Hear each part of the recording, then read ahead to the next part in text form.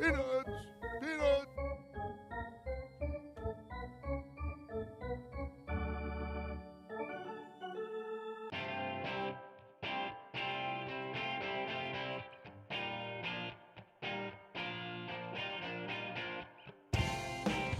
Good morning, everyone.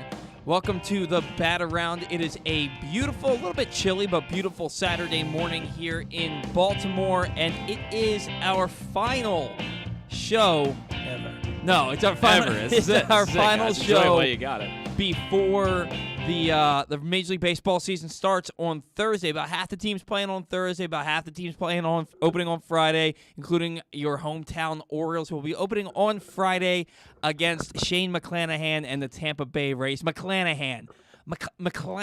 It's a name. Hey, McClanahan. I like that one. yeah, Yeah. Do you know the game Wordle? It's called WARDLE. Yes. Yeah. So McClanahan was the answer to it the other day, and I just couldn't figure it out. I don't know what it was. His name just doesn't pop into my mind when I think of Rays starting pitchers at this point. I played Wordle for a little bit just to see what all the hoopla. Wait, you're saying Wordle or Wordle? Wordle. Oh, I'm talking about the baseball I version. know what you're talking about. Yeah. I played Wordle for a little bit. Mm-hmm. Who cares? I mean, not who cares about your point. Your point's relevant to the show because you're talking about Shane McClanahan. McClanahan was the answer. Everybody that just plays this game, and they're like, oh, here's what. Dylan Atkinson, who used to come on the payoff pitch with me, and he's been on this show I once or twice. He posts his score and God, I love you, Dylan, but nobody cares. Nobody cares that you're 70 for 70 in Wordle. Nobody cares. Yeah, it's a thing. It's a thing. But why? I don't know. I mean, I didn't make it, but Why is it a thing? I really don't play the regular one that much, but the baseball one, that's a lot of fun. You know and what? the football but, one. but Weddle. Weddle? Yeah, the like football Eric one. Weddle? Like Eric Weddle. That's cool. That's a good one. That's cool. I like that one. Hey, and you know what? Kudos to you. You know why I'm saying kudos to you? I had no idea that you were playing this game because you're not posting No. it on Twitter No. for the people that don't care to see. Guys, I play a lot of Sudoku. Do you on really? my phone. Dude, Did not know that. It enhances you. I don't want to get dementia when I'm old.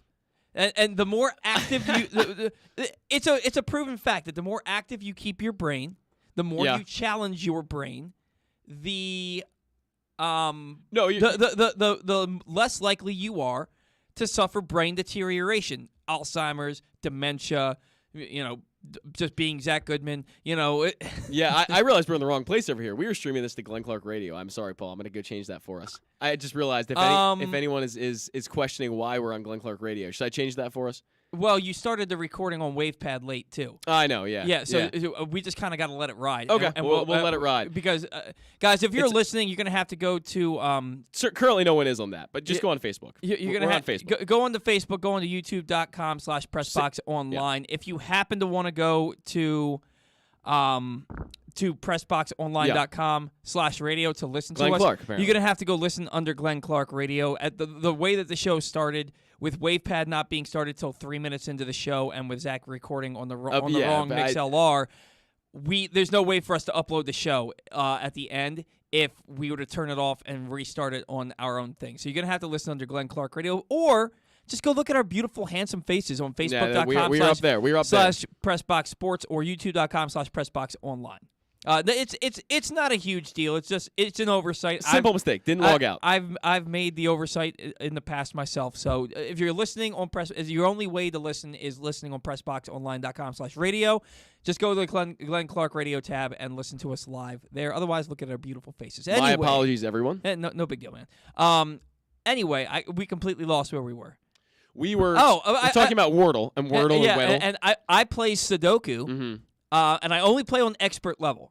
The other ones aren't challenging enough, so I play on expert level. And if I make a mistake, I have to quit. I have to quit. Really? No, here's the thing. Because if you make a mistake, a lot of times making that mistake lets you know where the number's supposed to go. And then that opens a Pandora's box of all the right answers. So for me, if I make a mistake, I shouldn't have made a mistake because I like to challenge myself better than that. Yeah. B, I don't want to know any of the answers, so I have to start over or restart the same game and play again. It's not it's not a take my ball and go home thing. It's a I didn't do good enough and I won't allow myself to cheat. I have no idea how to play Sudoku or however you say it. Sudoku. I've never played it in my life. It's like a bunch of numbers in a little grid. That's all I know about it. You can learn how to play fair. I'm sure it's not that difficult. No, it's a difficult game. Well, if you play it on rookie or easy mode, yeah, probably not rookie that or bad. easy mode to learn how to play. To begin. To learn how to play. My mom does it with a pen and paper, pencil and paper. She has like the little Sudoku books. I don't go that far. I just play it on my phone. But anyway, that's not what the show is about. Wordle, Wardle, Weddle, hey, look, Sudoku. some fun games. This show is about baseball season. Guys, it doesn't feel like it's been almost 4 weeks, but it's been almost 4 weeks since we got baseball back, since the lockout ended. Everything starts up on Thursday. The Orioles start up on Friday. And I don't know, man. Somehow, some way, I've convinced myself to be excited. Oh, okay. I love baseball. And that's reason enough to be excited. That's why we're here. And I love it's funny. I was laying in bed with the wife the other day. Little TMI over here. I'm laying in you should have heard Glenn's show yesterday, man. Oh. I don't know what the hell was going on. It should have been NC-17. Really? I'll go back and listen. Just dropping the word tits and the word ass left and right. It was it was a show. We won't do that today, unless you want us to. That's what the viewing and listening, the viewing audience. The bat around gets TVMA. The bat around after dark. Yeah, I mean, we can get serious. We need new theme music. So the wife and I are laying in bed, and she's watching Friends or The Office or one of those shows that's just always on our TV. And I'm playing Sudoku or looking up a tidbit for Glenn Clark Radio. And I look over at my hat stand. And it's like an old shoe rack, but it's tall and it has all my hats on it. Yeah. And I have so many Orioles hats. Really? But I have like 2. I turn to my what? Yeah, I have like 2. I have like at least 20 that I wear regularly. Actually, 3. I have 3. And I turn to my wife and I say, I need another Orioles hat. She goes, what?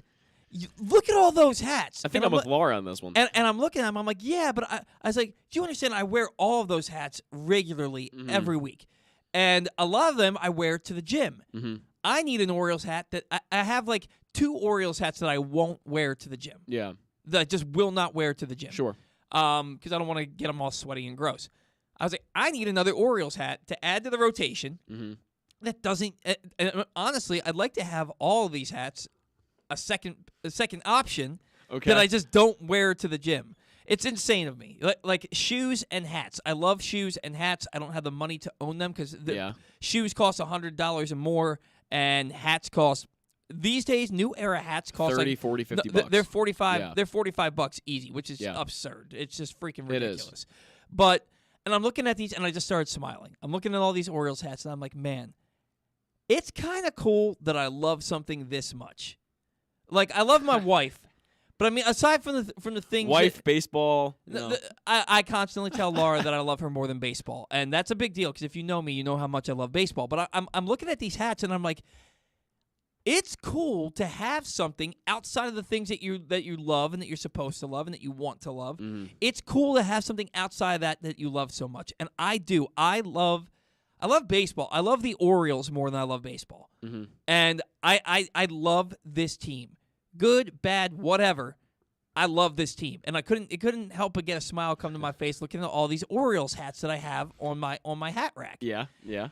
And somehow I've convinced myself maybe it won't be so bad this year. Maybe. I'm probably wrong. I don't think that and honestly, I put up my predictions for this year. Orioles fan statistics, I think, very positive account. By the way, if you want a glass half full of the orange Kool-Aid approach to the Orioles, Orioles. Is it Orioles fan statistics? It's something like Orioles statistics, something like that. I'm gonna look up the Twitter account, but go to that Twitter handle and follow them because it's interesting to me. There's a few accounts out there that are always positive about every single little thing. Like everything's sunshine and rainbows with some of these accounts, and it's kind of interesting. And I don't hate the approach. It's just sometimes it can get a little unrealistic. It's Orioles statistics. I believe that if you go to follow them, the actual Twitter handle is that account is pretty interesting though, because they post a lot of at Orioles Statist 1. Okay. Yeah, they post a lot of pretty interesting statistics that you might not know unless you follow the account. So, but they are also very positive. Very positive. Very positive yes, when it comes to the Orioles. But they put up predictions for the record and the most valuable Oriole and the Orioles Cy Young and the Orioles Rookie of the Year, this, that, and the other. And for my predictions, I put up 61 and 101 for the Orioles. I saw 73 and 89. I saw 75 and 87. Yeah. I saw 69 and 93. I saw a lot of things projecting the Orioles to not even sniff 100 losses. You said 63 wins? I said 61 and 101. I think you said 63 wins. Yeah, I was just going to say I said 63 wins. Yeah. That's where I'm at. So I almost knocked the mic over. I still understand where the Orioles are. Yeah. But if you can't look at this as an Orioles fan, yeah. If all you see is a $30 million payroll and a team that's going to lose 100 losses, I feel bad for you because you're not paying attention. Mm-hmm. You look at the Orioles rotation, and it leaves a lot to be desired. What we see now, basically what we're going with, you're going to have John Means and Jordan Lyles in your first two spots of the rotation. Yeah. Then probably Dean Kramer third.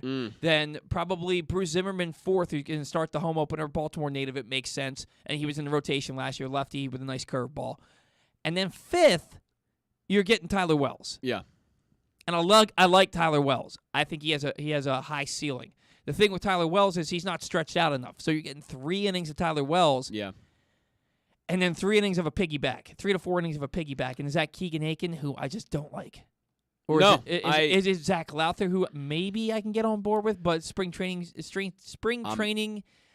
success is not regular season success. I'm not on board with either Lowther or Aiken. I've seen enough. And it hasn't even been that much, but it doesn't take very long for you to say these guys don't have big league stuff. These guys don't have big league command. Enough of Keegan Aiken. Oh, yeah, totally. And every now and again, Keegan Aiken goes out and has a decent performance. Like he took a no-hit in Game 2 of a doubleheader against the Blue Jays last year. He took a no-hitter into the 7th inning, which is the final inning. He did. And then the Orioles gave up 11 runs in that 7th inning. They lost 11-2. Mm-hmm. And he took a no-hitter into that 7th inning. Yep. So every now and again, Keegan Aiken will go out there and he'll put up a good performance. But by and large, he's been unsuccessful as a major league pitcher. Right. Wildly successful in the minor leagues. Right. Unsuccessful at the big league level. Zach Lowther, I'm willing to see more, because he's where I am with him is where I was with Keegan Aiken at the beginning of last year. Yeah. Where I saw a little bit out of Lowther. He had that nice 5-inning start with 1 run allowed against the Red Sox in his final start back in September. And he's looked good this spring. I'm willing to take a look. Yeah. I don't think he's a guy I want on my starting rotation. And honestly, I don't think he's a guy who's going to be in any starting rotation. But if he can be a swingman in the bullpen, if he can be that piggyback with Tyler Wells, and he can go out there and give you 3, maybe 4 innings of 1 or 2 run ball after Wells leaves the game.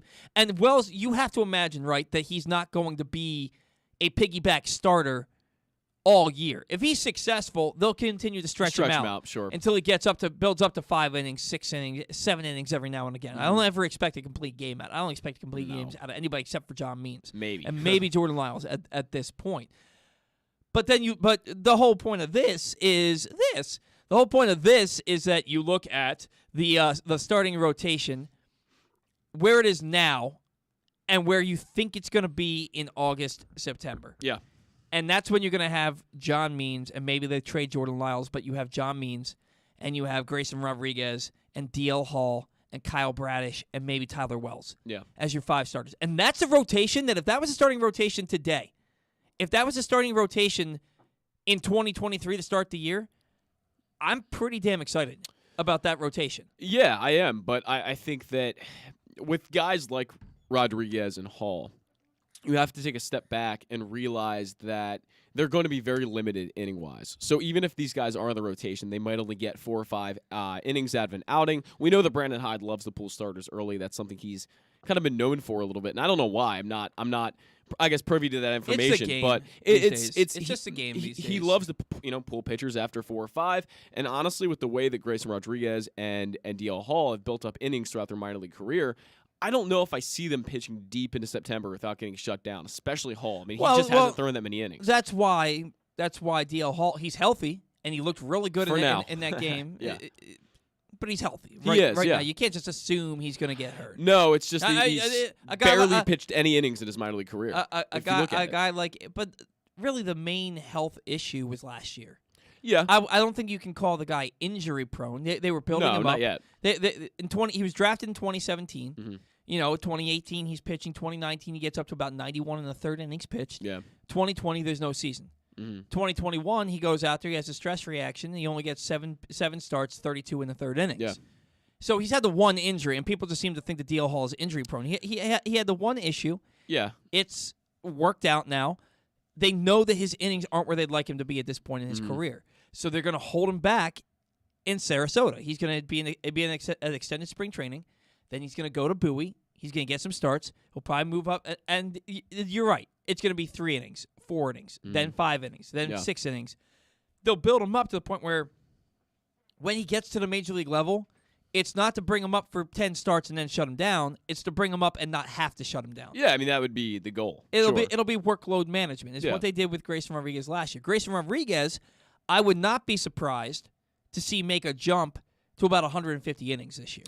I would hope so. That's about the number that I would put him at. So one thing Keith Law was saying last year, and that I really agree with him on, is that Grayson Rodriguez had training wheels on the entire year, and they would pull him after 4 or 5 every single outing. And I just want to see him pitch deeper into those games. He's going to see what he can do in the 7th or 8th inning. I mean, if he's pitching well, if he's at 75 pitches through 6 innings, let him keep going. Let him keep pitching into that 7th and 8th inning and just see what he's got. See, don't run him up over 100. I'm not saying stress his arm out like, crazy amount or anything, but just, let him work a little deeper into games and see a lineup 3, 4, maybe even 5 times at one point. If you're seeing a lineup, I highly doubt it. If you're I seeing highly a lineup doubt it. 5 times, It would be unlikely.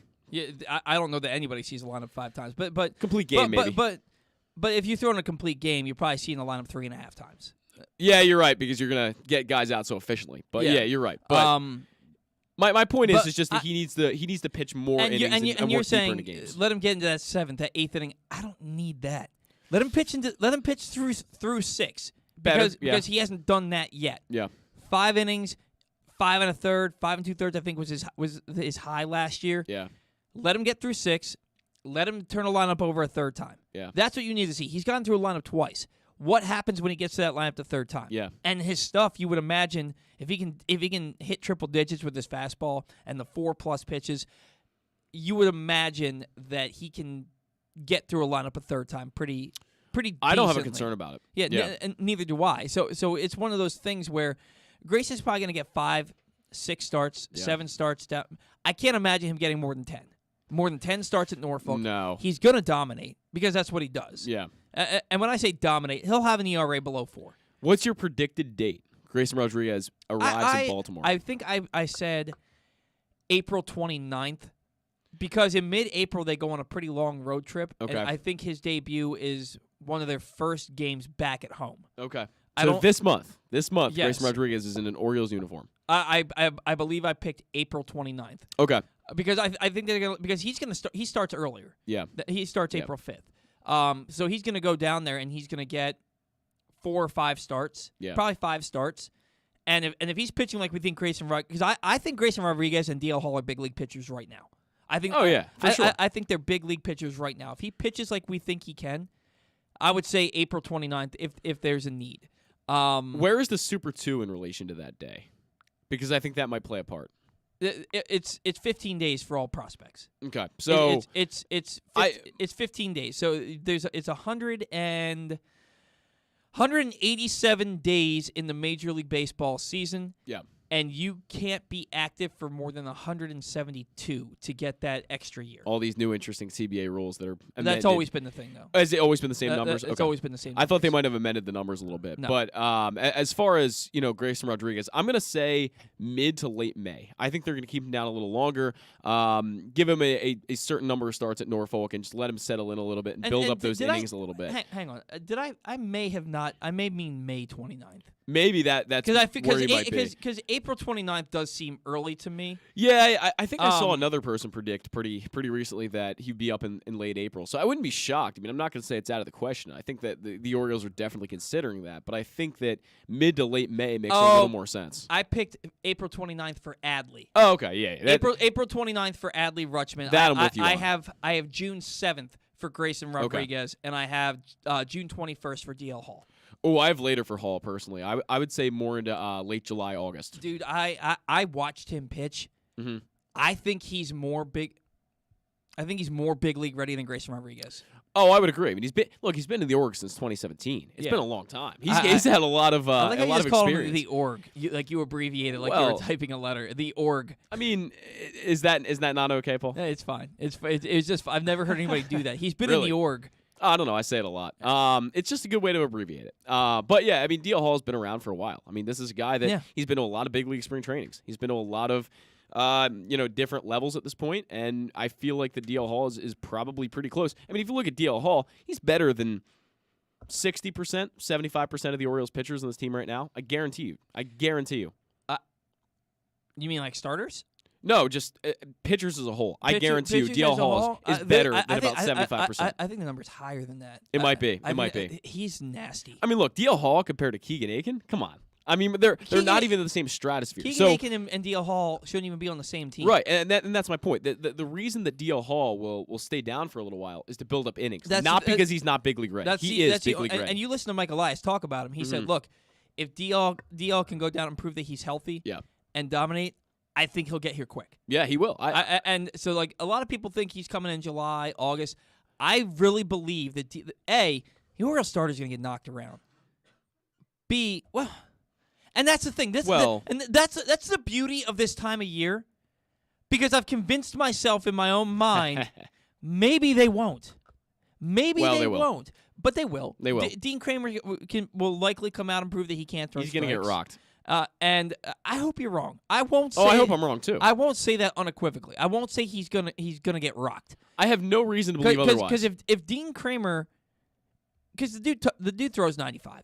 He does. If Dean Kramer can throw strikes and not and get that cutter to move, because when that cutter doesn't move, it gets hit a long way. It just sits there. 88 across the middle. And that's the big issue with him, is that it doesn't just sit there, but he leaves it up in the zone. Did you see Castellanos hit that massive shot off Kramer? That's 100%. And that's exactly why I think that Dean Kramer is going to get shelled this year. But I also saw him strike out Rhys Hoskins twice, Harper, Schwarber, and JT Realmuto. He did. But how much does that matter if you're just going to leave a cutter across the middle of the plate? Well, if you leave 3 cutters across the middle of the plate and you give up 3 solo home runs in 6 innings. But they don't have to be solo. I mean, guys are going to get on. So, But say but let's say that's how it goes, that you give up 3 solo home runs. Still a good outing, sure. It's 6 innings, 3 runs. Yeah.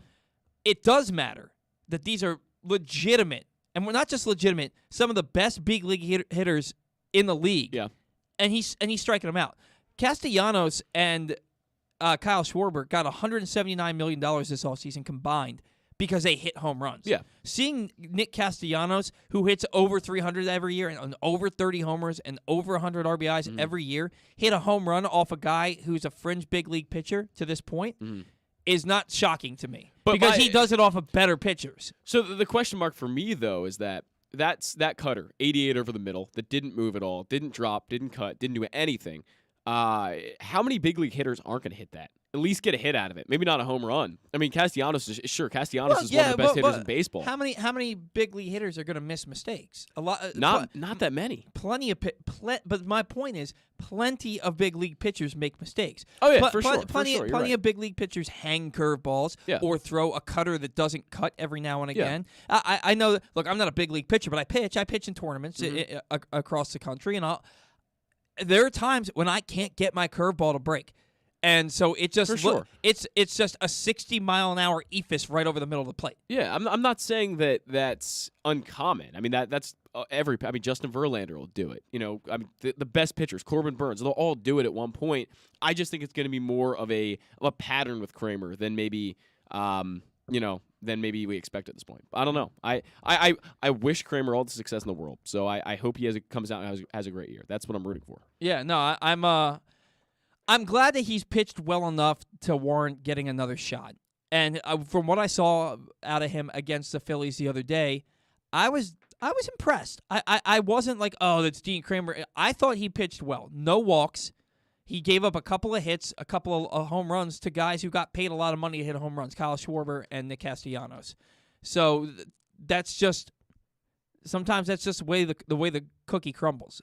But while Zach gets Stan on the line here, the rest of the show today, guys, we got a big show. Today is our Major League Baseball preview show. We're going to talk with Stan in a couple of seconds here about his expectations for the Orioles, about his thoughts on how the rotation's lining up, the infield competition, Rougned Odor.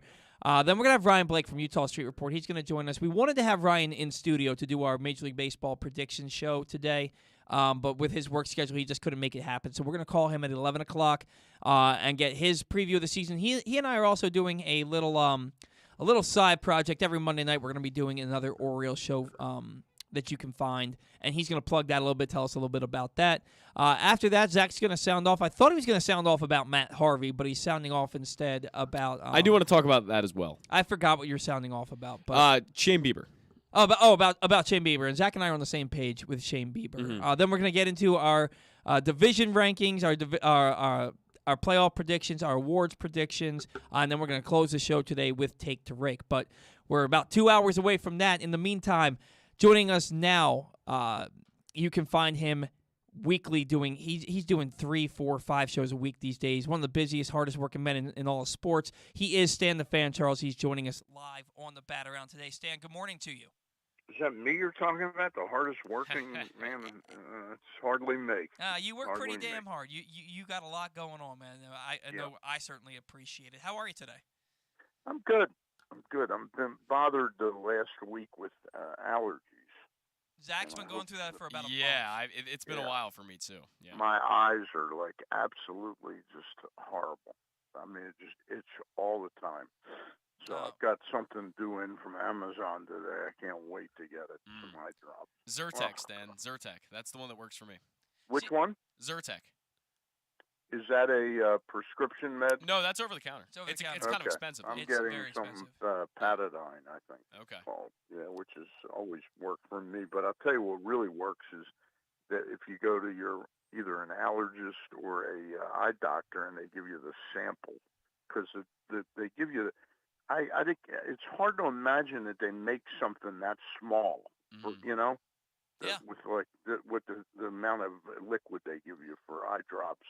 But it's like $50 or $60 or something like that. But if you can get a sample or two, it takes care of it like immediately. Yeah, unbelievable. Well, there you go. I take Zyrtec. But I have to take it at night because it makes you fall asleep. It does. Claritin you have to use for an extended period of time. Zyrtec, you're talking about you take a pill, Zyrtec, it's right? It's a pill, yeah. It's a pill. Okay, yeah. I'm taking this Aliclear that I got from Costco, and that's not helping my eyes at all. Well, Stan, I'm sure the Orioles aren't helping your eyes either.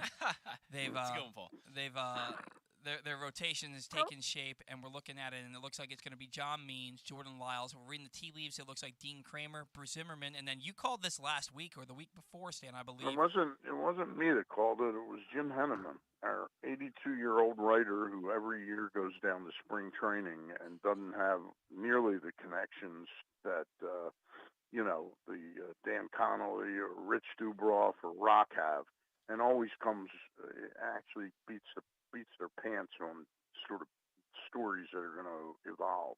And he's the one that pointed it out. Yeah, and Jim Henneman, give him all the credit in the world. He was 100% correct. It looks like it's going to be Tyler Wells that's going to be taking that one of the starting rotation spots, and they're going to make him do a piggyback type of thing where he gives you 3, maybe 4 innings. Then they have a guy like maybe a Zach Lowther come in after him. Stan, it looks like they're not bringing in another arm from the outside to help fill out this rotation. What are your thoughts on what we're looking at starting the season?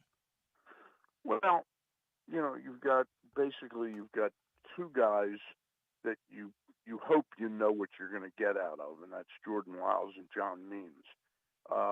And I'm curious to see John Means this year because John Means, when he is right, is as good a pitcher as there is in the league almost. He's Right. in the top 10. But there are way too many outings where he just is not – he's not that guy, and there always seems to be an injury issue with John as well. Exactly. So, if you knew right now you could pencil him in for 150 innings of quality pitching, you'd have two guys at the top of the rotation that are decent, good arms. The other three, it seems like they are on a fact-finding mission this year, again, where they're not ready to really win because they didn't invest in getting better in that regard. They're hoping that they can get better and get answers on those three spots in the rotation. Probably what they're really hoping is that one of them pops, that Bruce Zimmerman becomes an okay starting pitcher, solid, not spectacular, or they're hoping that Dean Kramer takes a big jump up. They're not going to get all three of those, Right. Wells and Kramer and Zimmerman, all three pop. It just doesn't happen. Were you able to watch Dean Kramer pitch against the Phillies the other day? No, I have not seen him pitch this spring yet. He didn't. He got to a few 3-ball counts that I would have liked to have seen him stay away from, but he didn't walk a batter. He only gave he gave up 5 hits in 3 innings. He gave up the 3 runs, but they were on home runs to Kyle Schwarber, Nick Castellanos. Struck out 5, and those 5 guys he struck out were Rhys Hoskins twice, Bryce Harper, JT Realmuto, and Kyle Schwarber. I thought, aside from the home runs, I thought that he pitched well. Were you shocked to learn that Kramer's probably getting first crack at this rotation, given the debacle that his season was last year? Well, the guy who you would have thought might have gotten that role would have been Keegan Aiken, but he's been just awful in spring training. Yeah, I have not seen him, but I'm checking the box scores, every day, and he hasn't had one good outing. I watched him pitch yesterday, and he was not good. He just was not good. He couldn't throw a strike. He's not a good pitcher.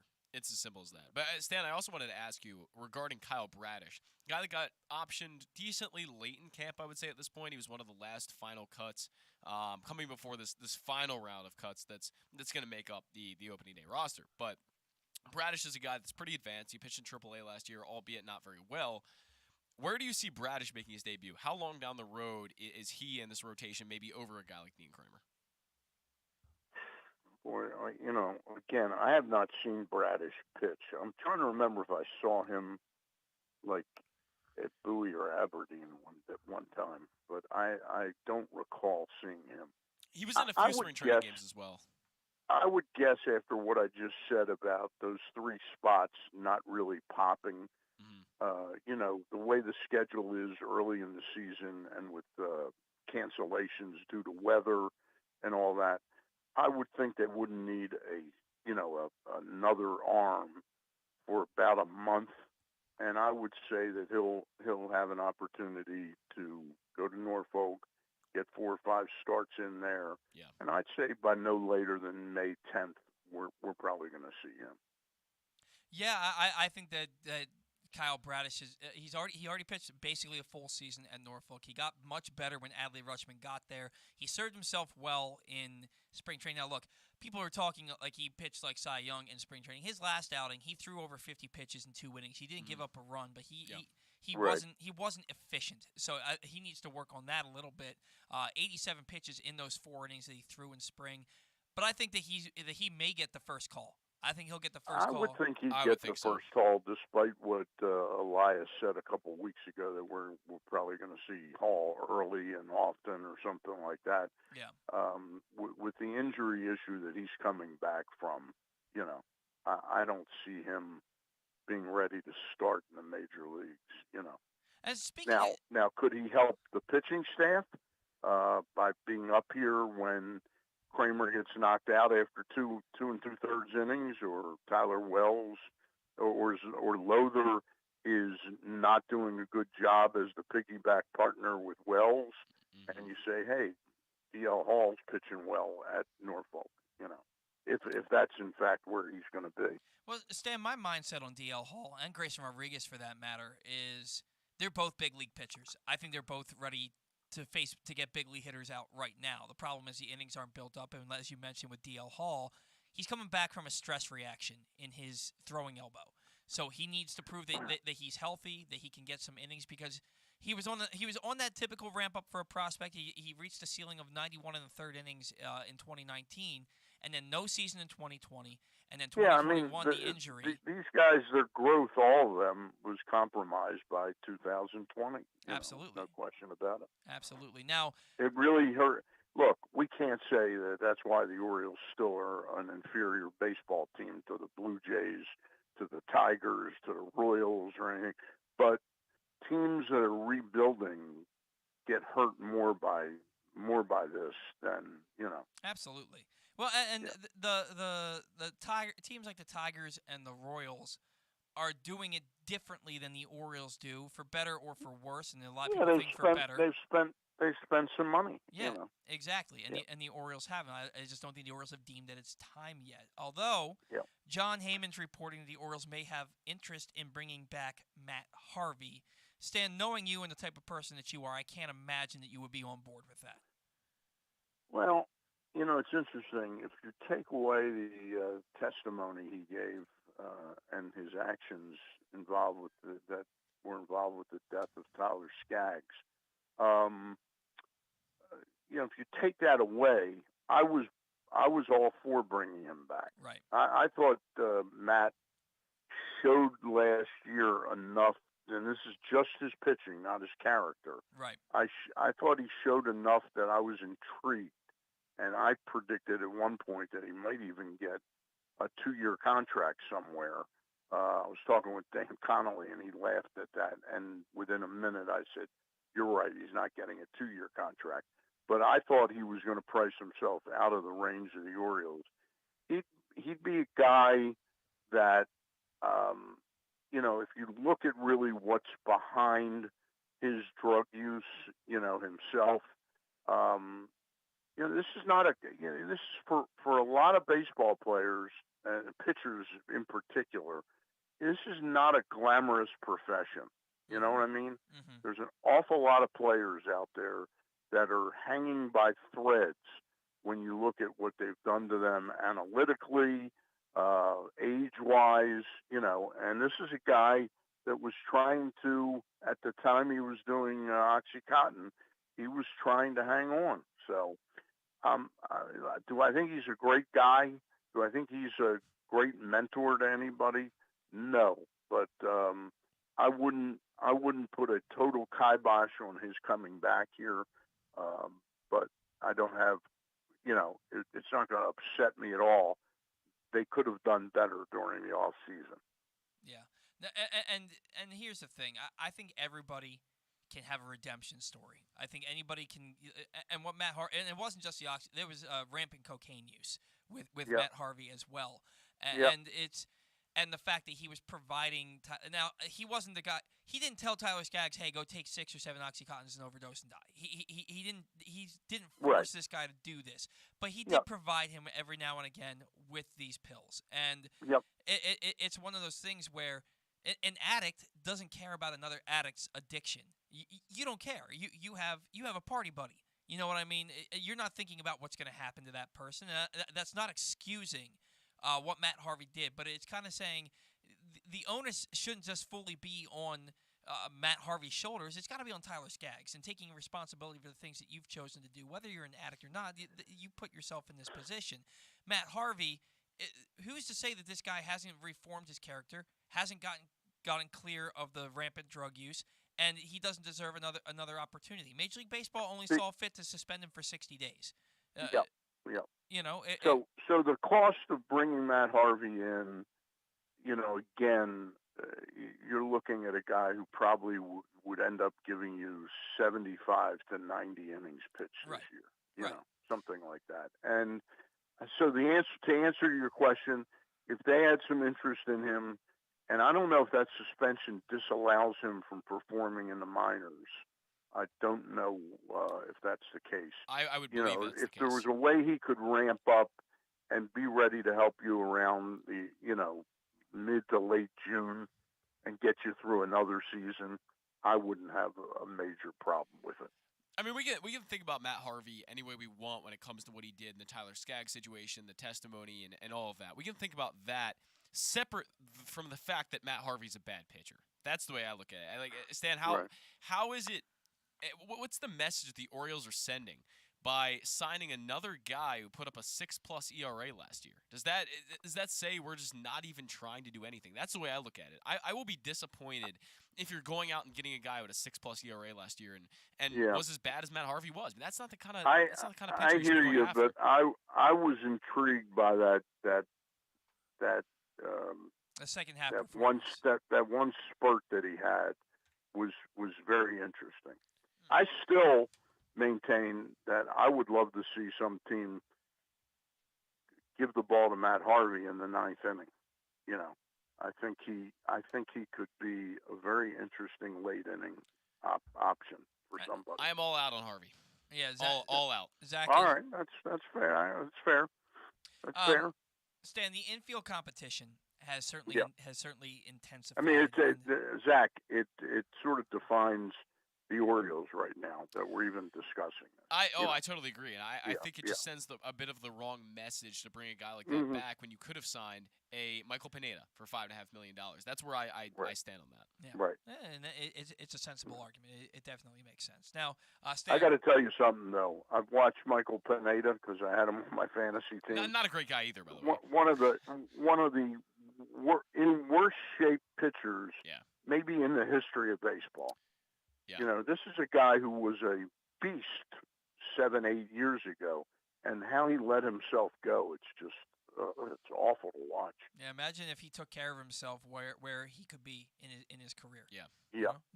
Certainly not having to sign $5.5 million deals with the Detroit Tigers. No, not the best guy either, but we'll save that conversation for another day. So, Stan, the infield competition has certainly intensified. Kelvin Gutierrez, Jorge Mateo, Ramon Urias. At least they went out and really picked up a great infielder, Zach, don't you think, in Roughneck Odor? Oh, yeah. Without a doubt, one of the worst offensive baseball players that exists in the game today. Yeah, and Stan, and that's the thing.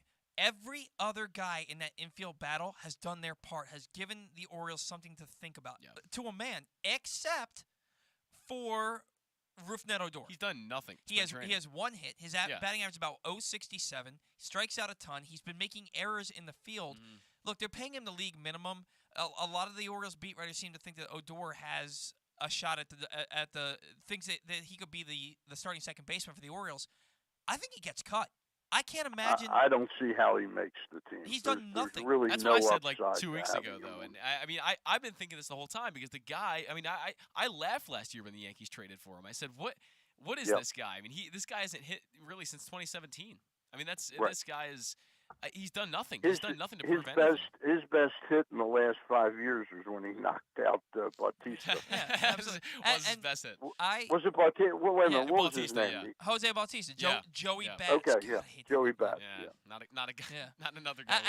And Stan, I adamantly told Zach on this show 2 weeks ago that Rougned Odor was the Orioles starting second baseman because I trust what Dan Connolly says. And Dan Connolly said it on our show. Rougned Odor is going to start at second base for the Orioles.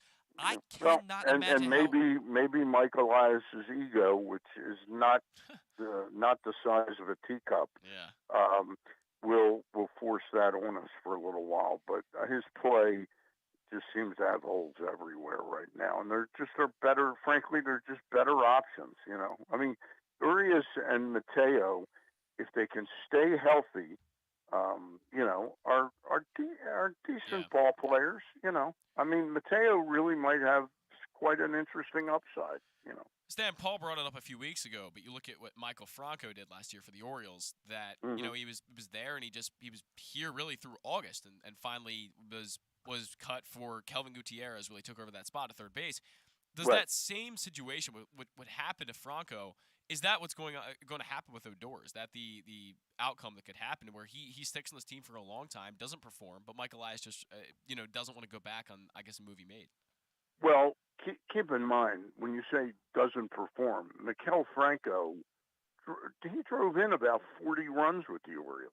Did he? You know, maybe more than that even, and showed some pop. He was If good the Odor first month. showed First some month. pop, I mean, he shows nothing. You know, I'll bet Franco. You're much quicker than I am on your computer, aren't you? I can look What up was something. Yeah. What was Maikel Franco's on base percentage last year? It was like 289. It wasn't good. I don't even think it was. Okay. I don't even think it was that high. It was. It was 253. Yeah, it was 253. It was Okay. really bad. Not good. Yeah, and He drove in 47 runs and hit 11 home runs. Listen, that's not the type of player I want either. But to me, you're talking about there's no way Rougned Odor playing 7 out of 10 games for 70 games or 80 games is going to hit 11 home runs and bat 210. I doubt that. You know. Yeah. yeah, The on base percentage, I will admit, I was a little surprised that Franco was that bad. You know. Yeah, he was not good for the Orioles last year, and I think Rougned Odor could be worse. No question, he'd be worse. I wouldn't be surprised either way. If he comes north or if he gets cut, I wouldn't be surprised either way. I think it's a 50-50 shot at this Franco point. ended up, he's with the Nationals, right? He's with the Nationals. I think Yeah. he's in a bench role with them. Boy, they are going to be a bad team.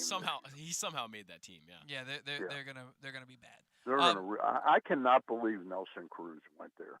You know, with so little Yeah. time left in his career, that's what he Yeah. was compelled to do. You know. Yeah, but at this point, maybe it's getting that last big payday. Maybe maybe they were willing to give him more money than I anybody can't else. believe that the Dodgers or Padres would have really been that much different. I mean, he got I think $13 million from the Nats. Yeah. I can't believe they were like offering him 8 or 9. So if he was offered 11 by one of them, he's really at the point in his career he wants to play for a team. It's almost like he and his agent didn't even look at what the team is. The only good news for him is if he's performing, he'll get dealt to a That's contender. true. That's true. And maybe that's what he's banking on. Going to a place where he can play every single day. Really show. And when he's being protected by Juan Soto, this is a guy who maybe he knows I'm going to put up big numbers, and then they're going to trade me to a contender. I am shocked he didn't end up with the Brewers. The Brewers pitching staff. The Brewers would have been the perfect fit. Really, it would have been the perfect fit. That pitching staff is so good, and they have nothing offensively. I just couldn't believe that he didn't end up there. Another guy I can't believe is still in the picture right now is DJ Stewart. Yeah. And he got hit in the hand by that pitch. He hasn't come back. I'm inclined to believe that he starts the year on the 10-day IL. I just can't imagine. He hasn't gotten back into game action yet. The season starts in 6 days. I can't imagine that he's going to be on that opening day roster. Yet he keeps getting opportunity after opportunity. And you look at it, he's 28 years old now, Stan. This isn't a spring chicken anymore. How does he still get these opportunities? DJ Stewart would be a great candidate to go over and play, try and play every day in Korea or Japan. Oh, yeah. At this Makes point sense. in his career. You know, try and resuscitate his career because it's gone nowhere. Yeah. And now I think it looks like Ryan McKenna could make this opening day roster as a fourth outfielder. His defense is so good, and he gets on base. Ryan McKenna, do you think that he now, with the DJ Stewart injury, makes this opening day roster? Yeah, I think Brandon kind of likes him. And listen, if the outfield is healthy, it's going to be Hayes and Mullins and Santander And it was interesting to turn on the game yesterday and see Mancini out in the outfield. Yeah, they've been putting him out there. In my opinion, it's to increase his trade value. Yeah, I'm with you. If I'm being perfectly honest, but I'll tell you, Stan, Santander has looked pretty damn good out there. He made a diving play the other day. He made a throw home that kept a guy on third base that was just a strike from right field. He looks healthy, and he looks like he defensively. I haven't seen much offensively, but defensively, he looks like the player we saw in 2020. Yeah. So I want to ask you a little bit about Kyle Stowers. and he didn't have a great spring. I think he was something like 2 for 21 with like 14 strikeouts.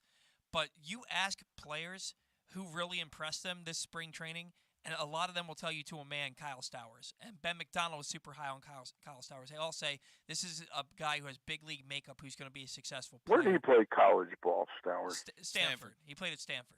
Stanford, okay. Yeah.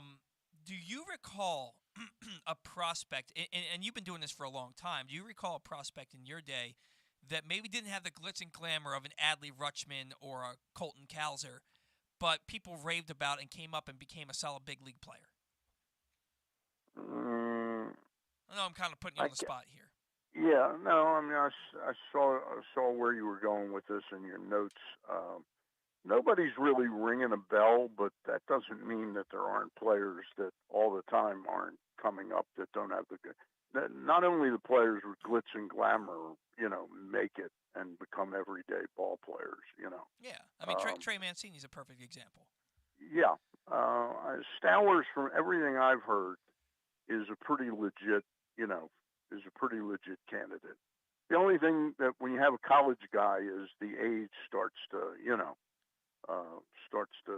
get on you a little bit, but I don't have any reason to believe he won't see some time this year, probably. Yeah, I think he's going to get a call quick if somebody gets injured. I think they're really high on Kyle Stowers. And exit velocity, he hits the ball harder than just about anybody.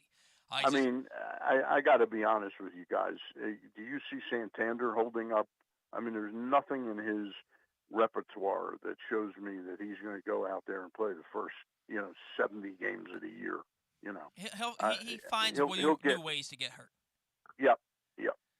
Yeah, I tend to agree with you, and that's why I think Stowers will be up here quicker than people think. Because and you look at Austin Hayes, he missed. I mean, yeah, he played 130 games last year, but he missed a month of the season. He's never been able to stay healthy. You have two guys in your outfield spots who are starters for you who have never proven to stay healthy in their careers. Who would be first, Newstrom or Stowers? I would assume. I was going to say Newstrom. I think it's going to be Stowers. Yeah, it's a toss-up. I don't know. They're both pretty advanced at this point. And Stowers did seem to get more. They're both pretty close. Stowers did seem to get more looks so far. And they batted him fourth every time he played. Yeah. Stan, yes. What feeling comes over, and this is more like a nostalgia type of thing, what feeling comes over you when you think about an Orioles roster in August that could have Grayson Rodriguez, D.L. Hall, Kyle Bradish, Adley Rutschman, and maybe Kyle Stowers or Robert Newstrom in it? A team that's more representative of what we're going to see from the Orioles in the years to come.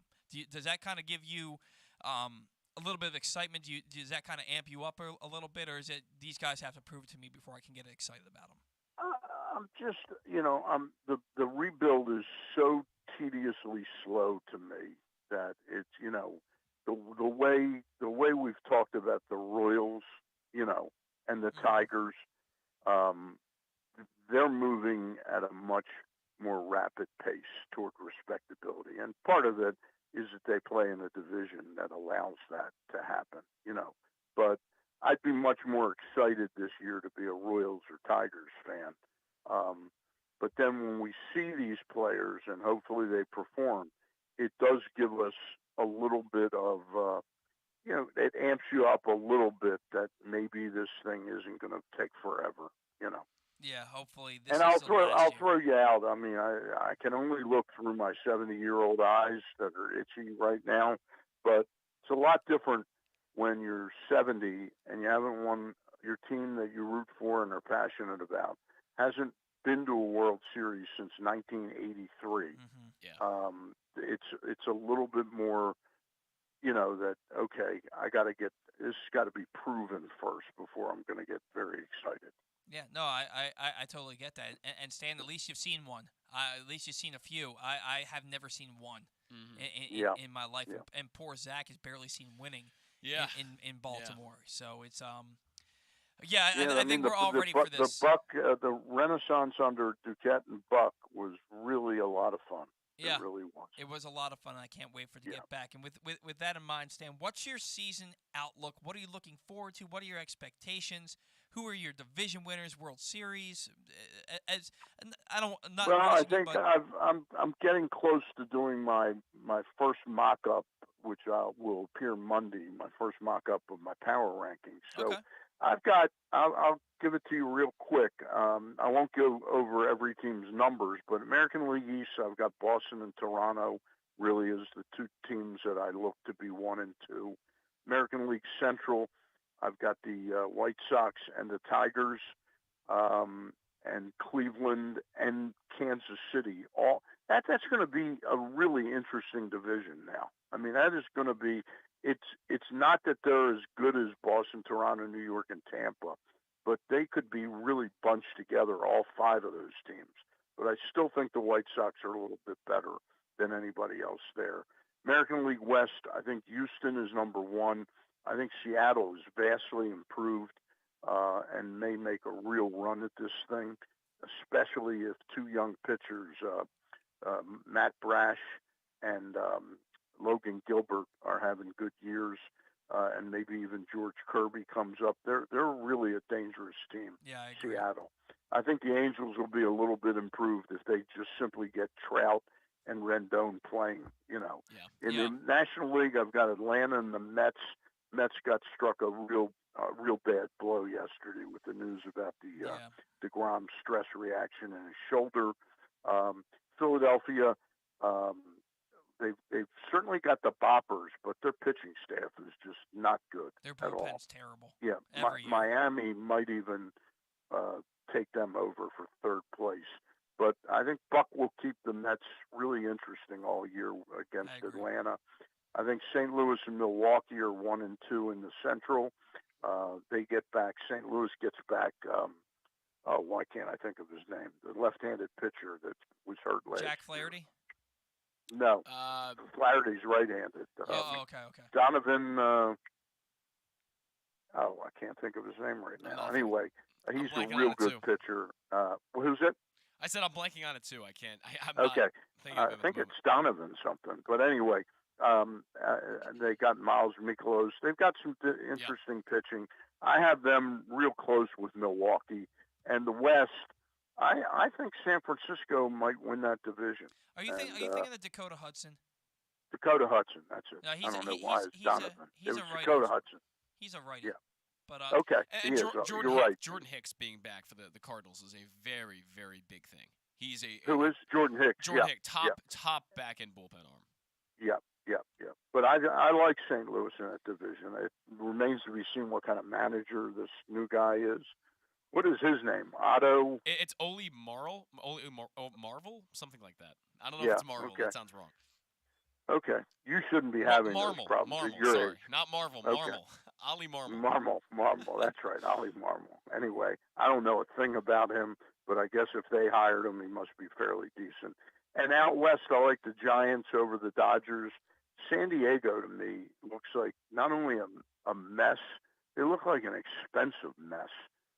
Boy, A.J. Preller to me has more lives than, a black cat. Well, they are about to dump Hosmer's contract, it seems, to the Mets. Looks like that's going to happen this morning at some point. So whose contract? It sounds like that Hosmer is going to be traded to the Mets, along with Chris Paddock and another few players to dump that contract, and they're going to get Dom Smith back from the Mets. That's the rumor going around this morning. So we'll see. Okay. Chris Paddock? That's Chris an interesting rumor.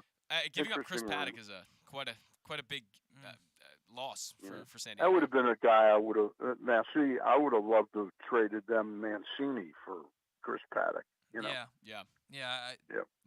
The Mets are going to get. I mean, Chris Paddock was like a top 10 arm 2 years ago. Yeah. The Mets are getting. If the Mets do get Chris Paddock and this trade goes through, the Mets starting pitching is just unbelievable at this point, and that really helps them out with the loss of DeGrom. Yeah. That sounds like it will go through because the San Diego's dying to get out of the Hosmer deal. Right. Exactly. And then San Diego will probably turn around and sign Michael Conforto. Yeah, I was thinking the same thing. I think that the Dodgers could also be a spot for Conforto now that Pollock is gone. Yeah, possibly.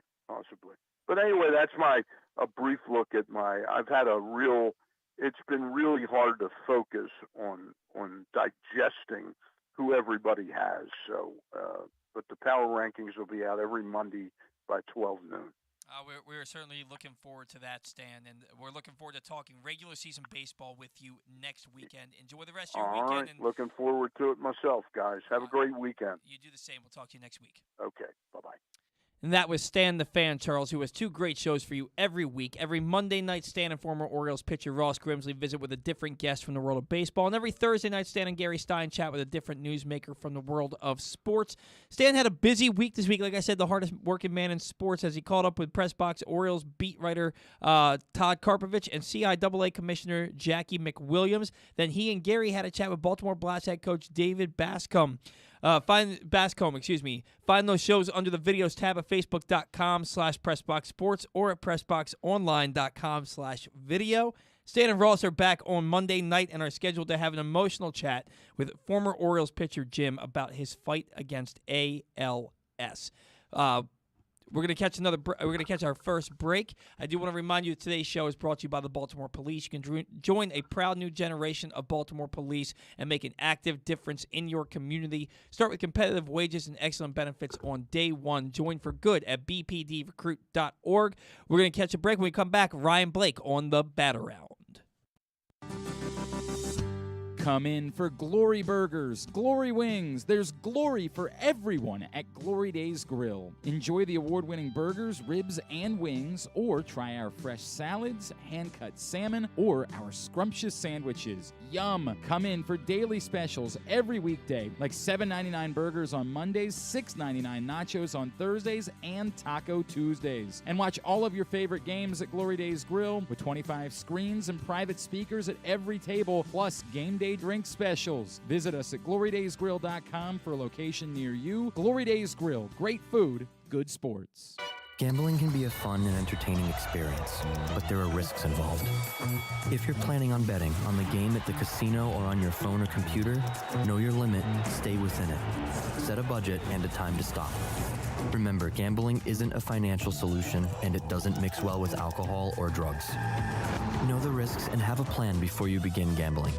For free and confidential services, call 1-800-GAMBLER 24/7 or go to helpmygamblingproblem.org. The Toyota Tacoma comes in a wide range of models and trim lines. You can choose the perfect Toyota to reflect your unique personality and driving habits. Check out buyatoyota.com for deals on new Tacomas from your local Toyota dealer today.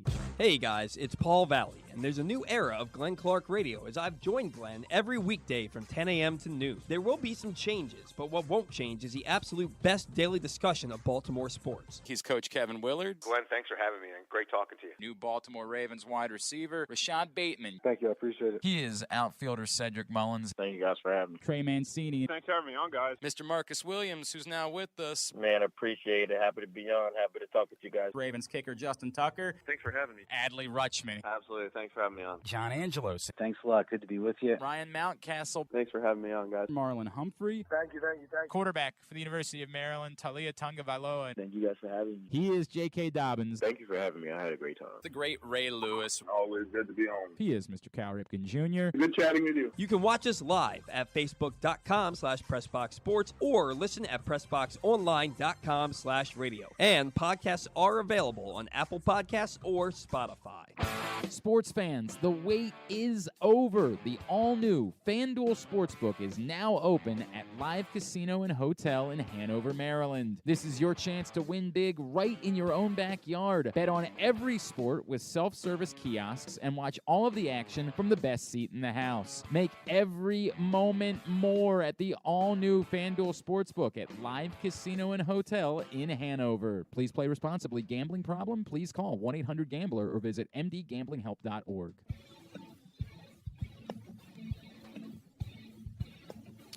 We're back live on the Bat-Around. Today's show is brought to you by your local Toyota dealer. Whether your focus is luxury and comfort, convenience and technology, advanced connectivity, or sporty performance and aggressive styling, we've got the perfect Highlander for you. Check out buyatoyota.com for deals on new Highlanders from your local Toyota dealer today. All right. Hour number one of the Bat-Around is in the books. It was brought to you by... Well, not really brought to you by. We'll do a different one. It's brought to you by the FanDuel Sportsbook, which is now open at Live Casino and Hotel in Hanover, Maryland. You can bet on every sport with self-service kiosks and watch all the action from the best seat in the house. Plus, all Live Rewards members who make a $50 bet on any NCAA tournament game can register to win a $500 bracket bonus, and you can join Pressbox's Glenn Clark and former Terps and Dunbar star Rodney Elliott for the national championship game Monday night in the FanDuel Sportsbook. They'll have great giveaways and will help you make some money. And God knows I love making some money. On the line with us now from Utah Street Report, he was on he had his own podcast with them, Give That Fan a Podcast. He's going to be working with me on a show called Oh What a Show for the Sideline Sports Network. He is Ryan Blake, and he's live with us now on the bat. I almost said on Glenn Clark Radio, on the Bat Around. Ryan, thanks for taking a few minutes for us. How are you today? Hey, I'm good, Paul. How you doing, man? Doing pretty well. We're rolling right along here with our Red Pong. Apparently, I said Red Pong last week. I totally forgot about that. Ryan, we're doing our kind of season preview on the show today. Just had a really great conversation with Stan the Fan, and we got his outlook for the Orioles this season. Ryan, what is your outlook for the Baltimore Orioles in 2022? What are you excited about? What are you anticipating? What are you nervous about? How do you feel about the Orioles as we enter the next season? You know, I don't feel great, to be honest with you. I mean, it's going to be another rough season in terms of the American League East standings. You know, you've got four beasts in that division, and then you've got the Orioles, who are going to struggle to not lose 100 games this year. My prediction for them was 65 and 97. I think they do get over that 100-loss hump this year. I think it's time we're going to start to see some of these prospects come up and make an impact, hopefully. But overall, I mean, going into a season without a ton of expectations has been the theme for the last few years. And honestly, it's a little relaxing. You know, obviously you'd like to have a competitive team to be able to root for, but I've kind of gotten used to just going in with no expectations. And if they win, it's almost more exciting that way. Yeah, no, I totally get that. And I was telling Zach at the top of the show, I've found ways to convince myself to be excited for baseball. I love the Orioles. I love baseball. I'm glad that another season is starting. Ask me again in June how I feel, and I might be singing a different tune.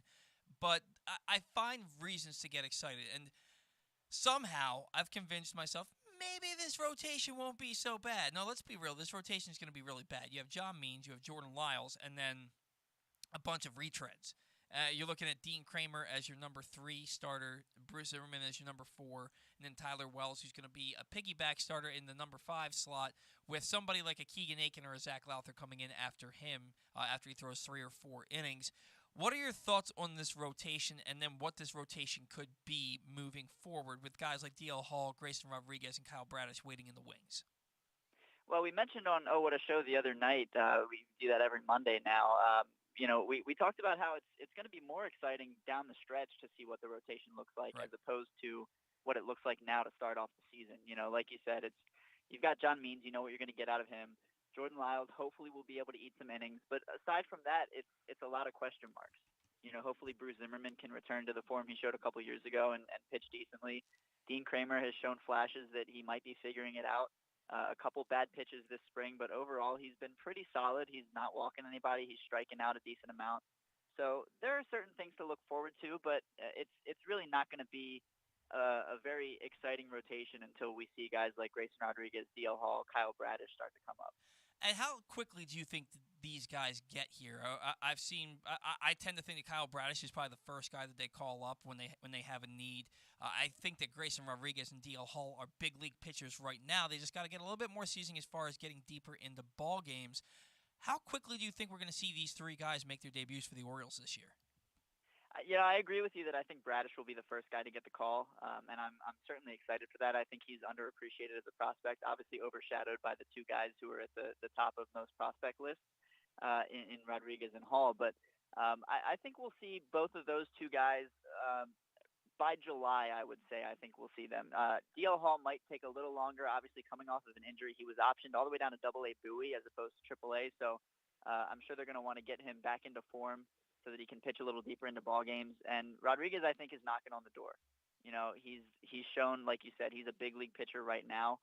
He's shown the capability to get major league hitters out, and it's exciting. And I'm hoping that he comes up sooner rather than later. I think they'll give him a little bit of time at AAA to stretch him out a little bit. You know, obviously the player development staff and Mike Elias have talked about how, you know, it's going to be a struggle keeping guys healthy with, you know, the shortened spring training. So You're going to want to get them built up to some more innings, some more pitches in their pitch count for each game.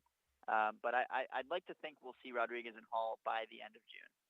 Yeah, I think they're both making their debuts at some point in June. Bradish, I think maybe a little bit earlier, possibly as soon as Dean Kramer falters in this rotation, if I'm being perfectly honest with you. Now, moving into the infield competition, it's kind of starting to clear itself up a little bit. You imagine that Jorge Mateo is going to get an opportunity to play every day somewhere, and the same thing with Urias, and Kelvin Gutierrez has swung the bat really well and played decent defense this spring as well. And Chris Owings, he can play all over the diamond. He's served himself well this spring. He's batting, about 270, but he's swinging a decent stick, playing good defense. He's a guy that they seem to really like, a scrappy player. And then you look at Rougned Odor, and he's done nothing. He's done nothing at the plate. He's made errors in the field. He's striking out a ton. I look at Rougned Odor, and I see a guy who was brought in to take a job at second base, and he hasn't taken it. And he's getting paid the league minimum, but I think he's a roster cut before we get to opening day. How do you feel about the Orioles' infield competition, and more specifically Rougned Odor?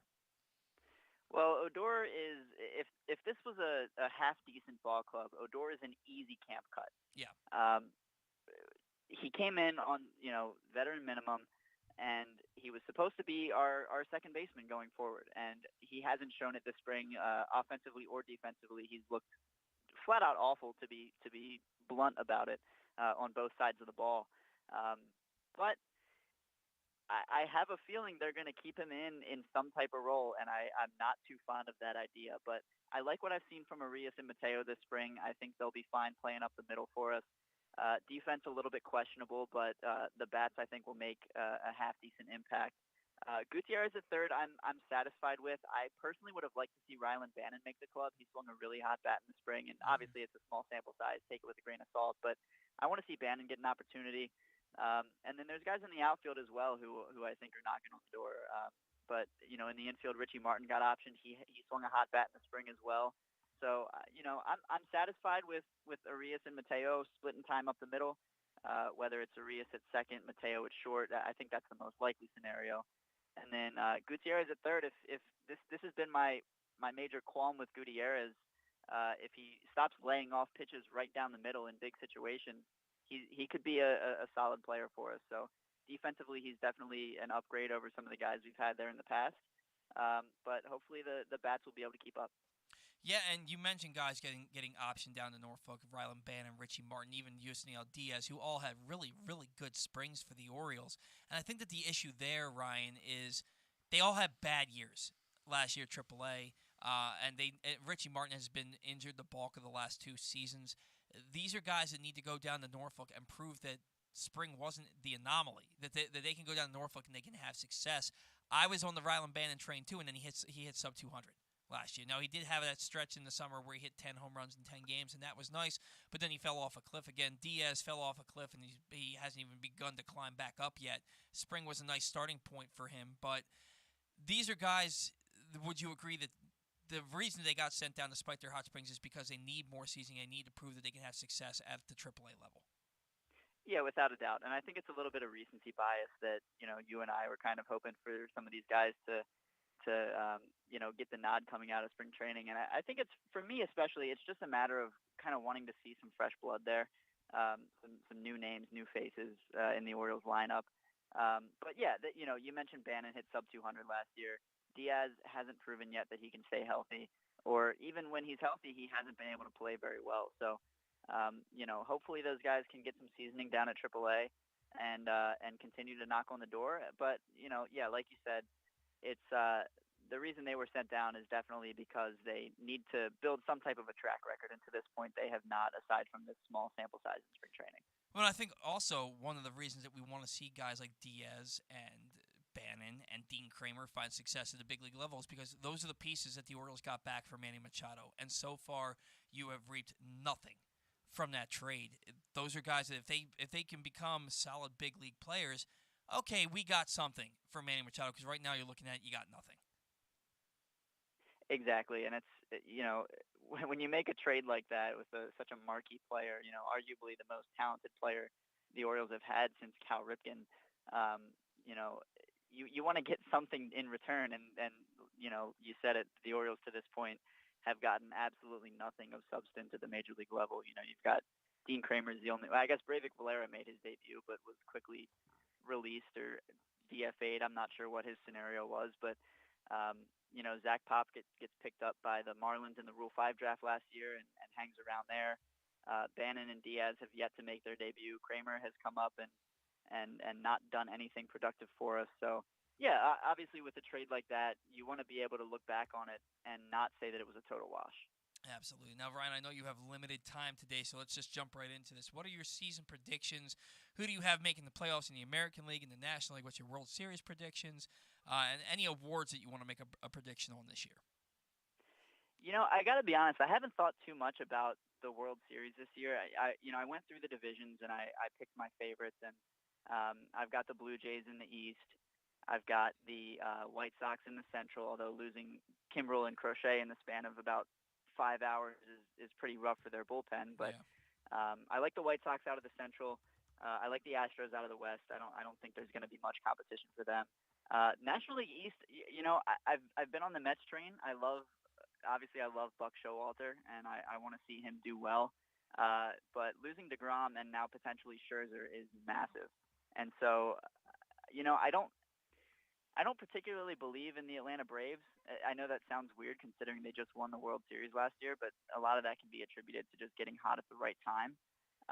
So I really don't know what to make of the National League East this year. I think if DeGrom and Scherzer can come back at a reasonable time, I think they'll be competitive and perhaps go for the division. But other than that, I'm not really sure. The Dodgers are obviously the clear front runner in the West with the addition of Freddie Freeman. I think it's hard to argue that they're not World Series favorites at this point. Right. National League Central, I don't know. The Cardinals, they've got the threesome of Wainwright, Molina, and Pujols, coming down to the wire. So I don't know. Maybe they get some clubhouse. What's the word I'm looking for? I don't know. Good clubhouse presence from those guys. Maybe they get hot. Motivation, sure. So yeah, I could see that for sure. I'm not really sure, to be honest with you, how the rest of the National League Central looks. Obviously, the Brewers have a dominant pitching staff.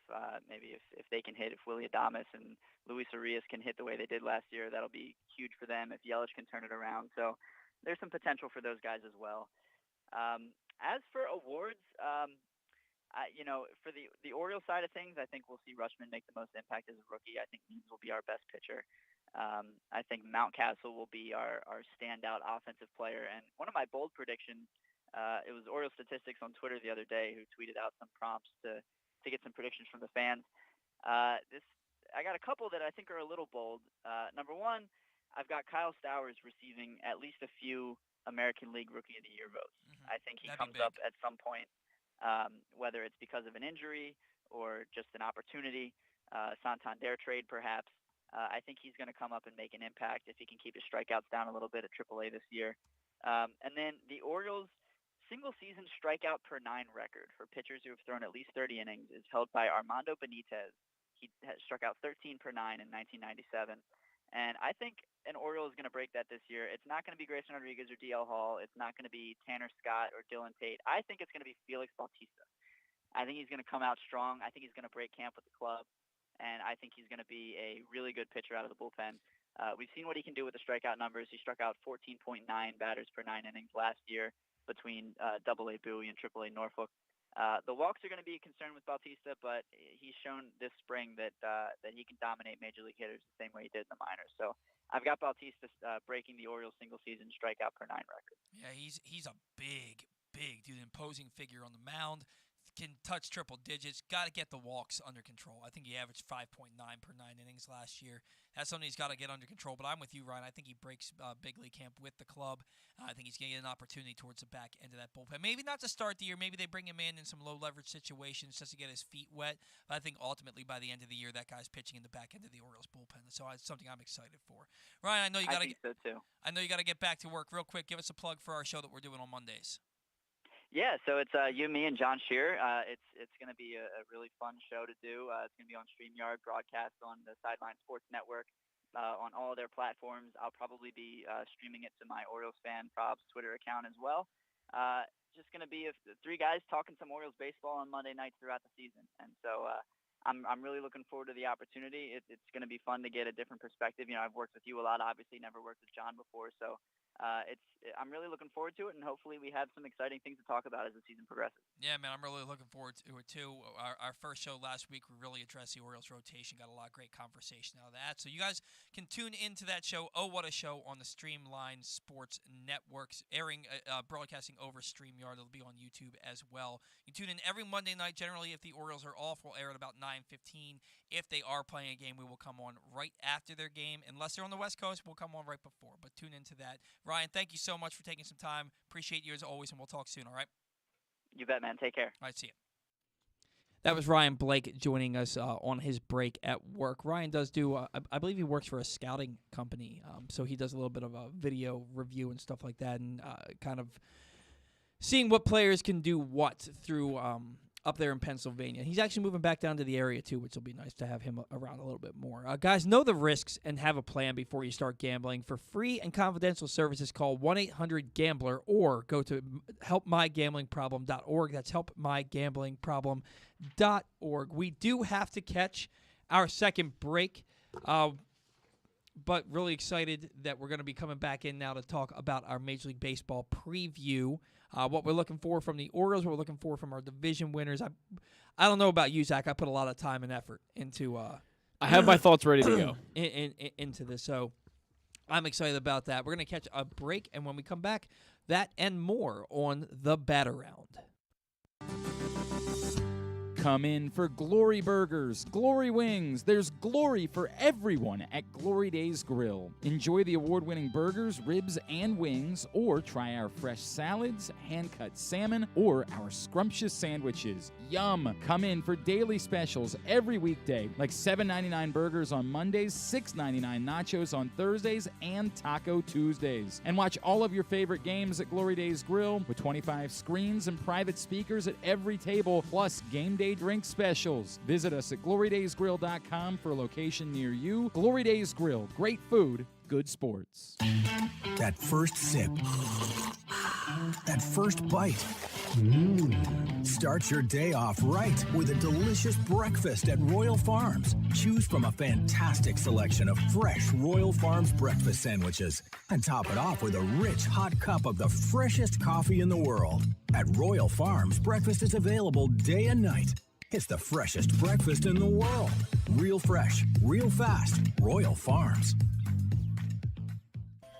Sports betting has come to Maryland, and we're ready to help you win some money. Tune in for Simply the Bets with Glenn Clark and Paul Valley every Tuesday morning at 11:40. FanDuel Sportsbook GM Bruce Billick and VSiN's Aaron Oster join the guys every week to give you all of the info you need and even a few winners. So come win some money with us on Simply the Bets every Tuesday at 11:40 a.m. Brought to you by the FanDuel Sportsbook at Live Casino and Hotel Maryland. Listen at PressBoxOnline.com/radio. Watch at YouTube.com/PressBoxOnline.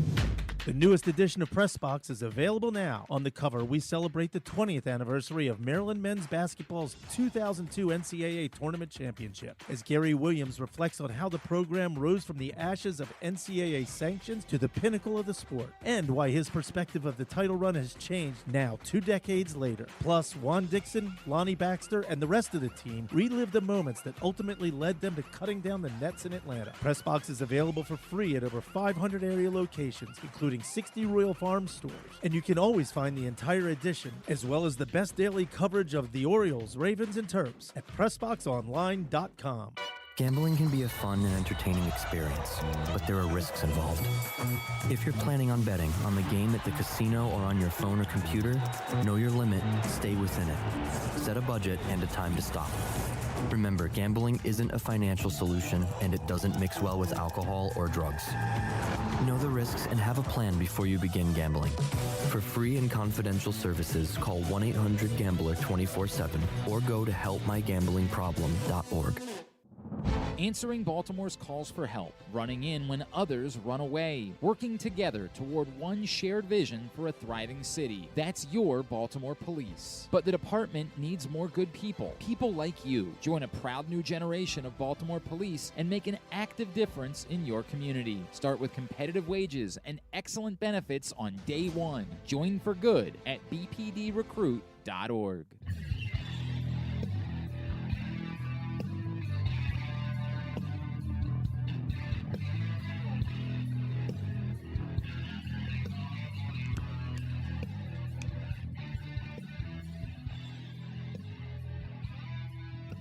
All right, welcome back to the Bat Around. Zach's going to sound off here a little bit on Shane Bieber, and I just want to let you know that Sounding Off with Zach Goodman is brought to you by Underdog Fantasy Football. We can bet on sports in Maryland now, but we still can't bet online or on our phones. However, you can feel like you're betting totally legally and right on your phone by playing Underdog Fantasy Football. Player props, parlays, and traditional fantasy games are all available. And even though football season ended, Underdog has great basketball and hockey games available. And we now know baseball contest will be just around the corner. By just around the corner, we mean this coming week. Plus, we're going to give you some free money to play with thanks to our friends at Underdog Fantasy Football. Go to UnderdogFantasy.com or download the Underdog Fantasy app. Use the code PRESSBOX, and whatever you download, up to $100, we will match. That's right, up to $100 when you use the code PRESSBOX with Underdog Fantasy Football. And now, sounding off with Zach Goodman. What an introduction. Thank you. Shane Bieber, one of the best pitchers in baseball, and I don't feel like he's getting the credit for it. Shane Bieber, if you look at his 2020 numbers, we're out of this world. Now, it only was 12 starts, I get it, 60-game season, but hey, look, we crowned a World Series champion in the Dodgers. Stats count from that season. We're not discounting anything. I don't think it's fair to discount anything of what Shane Bieber did. The guy put up just a not bad 1.63 ERA. He managed to win 8 games in 12 starts. That's really good, obviously. The whip was .866. This guy put up 3.2 WAR. 4.7 the year before and 2.7 in 2021. Had a little bit of a down year, spent a good amount of time on the 60-day injured list and had some issues and is looking for a rebound this year. We talk about comeback players of the year. He's not the guy I picked because I don't really feel he pitched too much last year. He pitched too much, and if you put up a 3.17 ERA, I don't really feel like that's a right. good year for him. And he pitched 16 games, so it's not like that. But my point is on Shane Bieber, I've seen some lists ranking the top 10 starting pitchers. MLB The Show put out their rankings of their top 10 starting pitchers, and MLB did the same thing. ESPN and all these different outlets, kind of around this time of year, put out their rankings. And Shane Bieber appeared on none of them. And I'm looking at the numbers, and yeah, okay, he had a little bit of a down year, and I think a lot of it because he was injured this year, and the Guardians were not exactly a good team in 2021. However, Shane Bieber, I'm predicting right now, is winning the Cy Young in 2022. That's my prediction. We're going to talk about more of our Cy Young picks and why. But Shane Bieber, if you look at K percentage, whiff percentage, the guy has an unbelievable curveball, probably best in the game or top 3 if it's not best. This guy has incredible stuff. The cutter is unbelievable if you haven't seen him throw that. He's got a really good fastball. The guy just has an all-around really good mix, and he's a really good pitcher. And I think he's really going to bounce back from a not mediocre when it's 3.17 ERA, but just a mediocre season when it comes to Shane Bieber standards. I really think this guy is a top 10 pitcher, maybe top 5 in baseball. Shane Bieber got off to a hot start last year, and then he had the injury. Yep. Is there any coincidence that you work for the Guardians and now you're picking a Guardians pitcher to win the Cy? Not fishy. There is no coincidence in that. Hey, there's no bias in journalism. I have absolutely zero connection to to what happens in the major league level. So Shane Bieber, I'm just saying it from a fan's perspective of Shane Bieber, and not from a working for the Guardians perspective.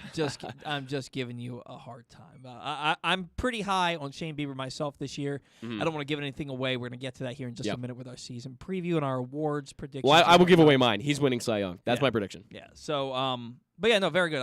Shane Bieber's one of the best pitchers in baseball. And the fact he doesn't make a top 10 list, it blows my mind. How? He's been so damn good. Yeah. He's been so damn good. It blows my mind. Right. But moving on. Oh, and by the way, Ryan mentioned that they may be without Max Scherzer. It looks like he had a hamstring tweak. Yeah. And he's going to be fine. They said he's still making his opening day start. Mm-hmm. They're holding him back now out of a precaution so that he can make that opening day start. So I'm not worried about Max Scherzer at all. Every time I get worried about Max Scherzer, he goes out and he's Max Scherzer. So I'm not worried about that, dude. Now, Orioles' outlook for this year, and you know what? The more I think about it, we spent 25 minutes at the top of the show talking about our Orioles' outlook. So let's just get into our AL East predictions. Looking forward. Something going on in our building back there. Yeah, this is an old building. It's haunted, man. It's ghosts. A ghost. It might be. I don't know. No, it's not ghosts. Orioles banter today is brought to you by the Baltimore County or the Baltimore Police Department. Join a proud new generation of Baltimore police and make an active difference in your community. Start with competitive wages and excellent benefits on day one. Join for good at bpdrecruit.org. And now, the Orioles and the Major League Baseball season preview. We are going to start in the American League East. Okay. So what we're going to do here is we're going to go division by division. We're going to pick our winners, and we're going to pick our standings for each division. Then we're going to give our playoff predictions. And by playoff predictions, I'm not going to try and figure out the seedings and stuff like that. No. So I'm just going to say who I think is going to the World Series. We're going to give our Major League Baseball awards predictions. Yep. And the reason that we're not starting off with an Orioles outlook is because we basically have already done that this show. We predicted our wins. We predicted, we talked about Mountcastle and Means at ad nauseum. So but we are going to talk about them in the AL East preview. Yes. So we're going to get to them. Yes. All right. So starting at the top for me, it's the Toronto Blue Jays. Look, they lost the top 3 MVP candidate and the Cy Young winner last year and replaced him with Kevin Gausman and Matt Chapman. Yep. Their rotation is loaded. Their lineup is arguably the best young lineup in the game. And just in case the loaded division limits their ceiling, the playoffs have expanded. They won 91 games last year and missed the playoffs. They're not going to need the expanded playoffs. They're the best team in the American League. Yeah, I think they're the best team in baseball. You think they're better than the Dodgers? I do. I really do. I mean, people forget that George Springer didn't even play a full season last year. That's true. Another ad. I mean, he was fine last year. He wasn't great. He was coming off an injury. And look, this guy is another guy that they're just going to add in. Matt Chapman, Vlad Guerrero, Bo Bichette. I mean, it's stacked at every single level. You look at, they signed Kikuchi. They've got just an unbelievable rotation in every way. The lineup is young and good at almost every position. They have in center field, they have Teoscar Hernandez. No, that'll be Springer. I'm sorry. Thank you. It's George Springer in center field. They're going to have Teoscar Hernandez in left field. Should be in left, yeah. And then who's their right fielder? I don't know who they decided to go with this year. I don't think it's a huge name because they did trade Grichuk. So Grichuk was last year, so I don't know who they're deciding to go with. I feel like they have a big bat out there in right field that I'm just not thinking of right now. Could be. But they don't have a hole. You can make the argument. Well, they have Tapia. They just traded him. He was for Grichuk, so maybe that's their He'll probably be plan. playing left field, and you'll have Teoscar Hernandez in right field. The way I look at this team is Gavin Biggio is probably the weakest link in your. Oh, he is 100% in your lineup, and I think he's had a pretty decent spring. Yeah, he's not a bad player. Biggio is. There would be a few teams he wouldn't be a starter on. Quite a few. But Bo Bichette, one of the brightest young shortstops in the game. You have Vladdy, you have George Springer, you have Matt Chapman. I mean, even Danny Jansen is a very underappreciated and very, very good catcher. Yeah. And then again, you've got Jose Barrios in the rotation, Kikuchi, Kevin Gausman. I mean, it doesn't stop with this team. And a guy like Nate Pearson, one of the top prospects from a few years ago, he hasn't really figured it out yet, but he could figure it out this year. They're stacked. Alek Manoah. Another who one. was a stud last year. They're Ryu, obviously, we're forgetting about Ryu. Yeah, they could win 100 games in a loaded American League East. I'm predicting them 104 wins. I'm putting them there. I really think this team is the best in baseball. They are absolutely loaded. Yeah, they are absolutely. And they haven't even spent that much money to do it. That's the crazier part. Well, yeah, they're going to have to spend a ton of money to keep this team intact in a few years. But you worry about that in a few years, and we've seen that they have it's no salary cap in baseball, and they have a willingness to spend that money. Clearly. By the way, Lourdes Gurriel Jr., a guy we completely forgot about. I didn't forget about him. I was he's. Oh, did you mention him? I did. No, I didn't mention him. I was trying to think of where he plays, and I thought maybe he is an outfielder as well. So he might start in right. There's no might about it. Yeah. He might be the best pure hitter on their entire team. Lourdes Gurriel is going to be playing right field for them. That team is absolutely loaded. Tapia might be a bench player. Yeah, Tapia might be a bench player who's a pinch runner who gets 3 starts. Yeah, he's got a lot of speed. You're right. Yeah. This team is absolutely loaded. All right, second place. And I looked at this roster, and I looked at this team, and I didn't want to do it, but I had to. Okay. Tampa Bay Rays. Okay. They're the second best team in the division. They pitch, and they pitch, and they pitch. And then on top of that, they have two of the brightest young stars in the game in Randy Arozarena and Wander Franco. Yep. Brandon Lau mushes the ball. Yep. Then you have Austin Meadows, who can knock the ball out of the ballpark at a moment's notice. I would have liked to have seen them do something about first base. I don't like what they have at first base. I'm not a big fan of it. Yeah. I'm not a guy who believes in Choi. No. But I think that this is a team last year that was seventh in baseball in home runs. They were, I think, top 5 in most strikeouts, but also top 5 in most walks. And they had the second most runs in the entire league. Yeah. In all of Major League Baseball, they scored the second most runs behind the Houston The Astros. lineup never looks that good on paper, but it's always better than you expect. They find ways to score runs because they get on base, and then they pitch. Right. They're going to outpitch everybody. They're going to finish in second place and make the playoffs, play in that wild card series. I have the Rays in third, actually. I have the Red Sox. You didn't need in to second give that place. away yet. Okay, We're going well, place by place, man. I have the Red Sox in second place. You're right about the starting pitching. I know you have some reservations about where they are there. But I think you look at that lineup and the guys that, again, you look at how stacked that lineup is from top to bottom. I see the Red Sox just hitting the ball all year at an unbelievable clip. And I don't know if it's as good as the Blue Jays lineup. I think they'll have some struggles in that department. But if you look at the pitching compared to last year, they really didn't lose that much. I mean, Eduardo Rodriguez is the most notable departure on that team. Eduardo. And look, I mean, he didn't have that great of a year last year. It was good. Tigers signed him to a nice deal. But, he won, I think, 19 games or 18 games in 2019. He came nothing, it's nowhere close to that at this point. He's not that kind of guy anymore. Former Oriole prospect, by the way. And, that's the most notable departure. I think this team, they were able to do it last year pitching-wise. I think they'll be able to do it again. And the lineup, I just, again, you got guys like J.D. Martinez and Xander Bogaerts. They're going to hit the ball. That's my overall take on it. And I think the Red Sox are going to be a lot better than people expect them to be. Because they proved me wrong last year. And last year, I picked them to win the division. They didn't. The Rays won the division, but they beat the Rays. They beat the Yankees. They got to the ALCS and took it down to the wire. The Red Sox are a good team. And added Trevor Story. Yeah, they added Trevor Story, who the bat's good, not great. Look, Trevor Story is a good player, good defender. 3.5 WAR guy. Hits a ton of home runs, but the average is about 250. I'd like more than that if I'm giving a guy $25 million. I mean, you still got Devers. They added James Paxton, who could be interesting if he turns it around a little bit. Not pitching in New York will help out a little bit, I think. So, yeah, I mean, you got Verdugo, Bobby Dahlbeck. I mean, there's just, again, this lineup is stacked from top to bottom. See, Bobby Dahlbeck is a beer league softball player. Bobby Dahlbeck. What do you mean by that? I mean that all he does is hit home runs and strike out. Is that? He's going to hit. But that's today's game. Yeah, but he's going to hit 230. He's going to hit I don't know. At best, he's going to hit 230. There are people think that he could break out, could take the Austin Riley track. I don't see it. I think there's too many holes in the swing. I think he'll hit 30 home runs, but I think he'll strike out 180 times, and I think his batting average is going to be about 220, 230. I'm a Bobby Dahlbeck fan personally. I think the modern game is so geared towards power and strikeouts that it's just par for the course at this point. I hate it. I don't hate it. I don't love it either. I hate it. I hate the fact that there's no strategy anymore. It's just gear up and try to hit the ball 500 feet, and if you don't, we don't care. Yeah. I hate it. But anyway, so my third place team is the New York Yankees. And yes, I haven't mentioned the Red Sox yet.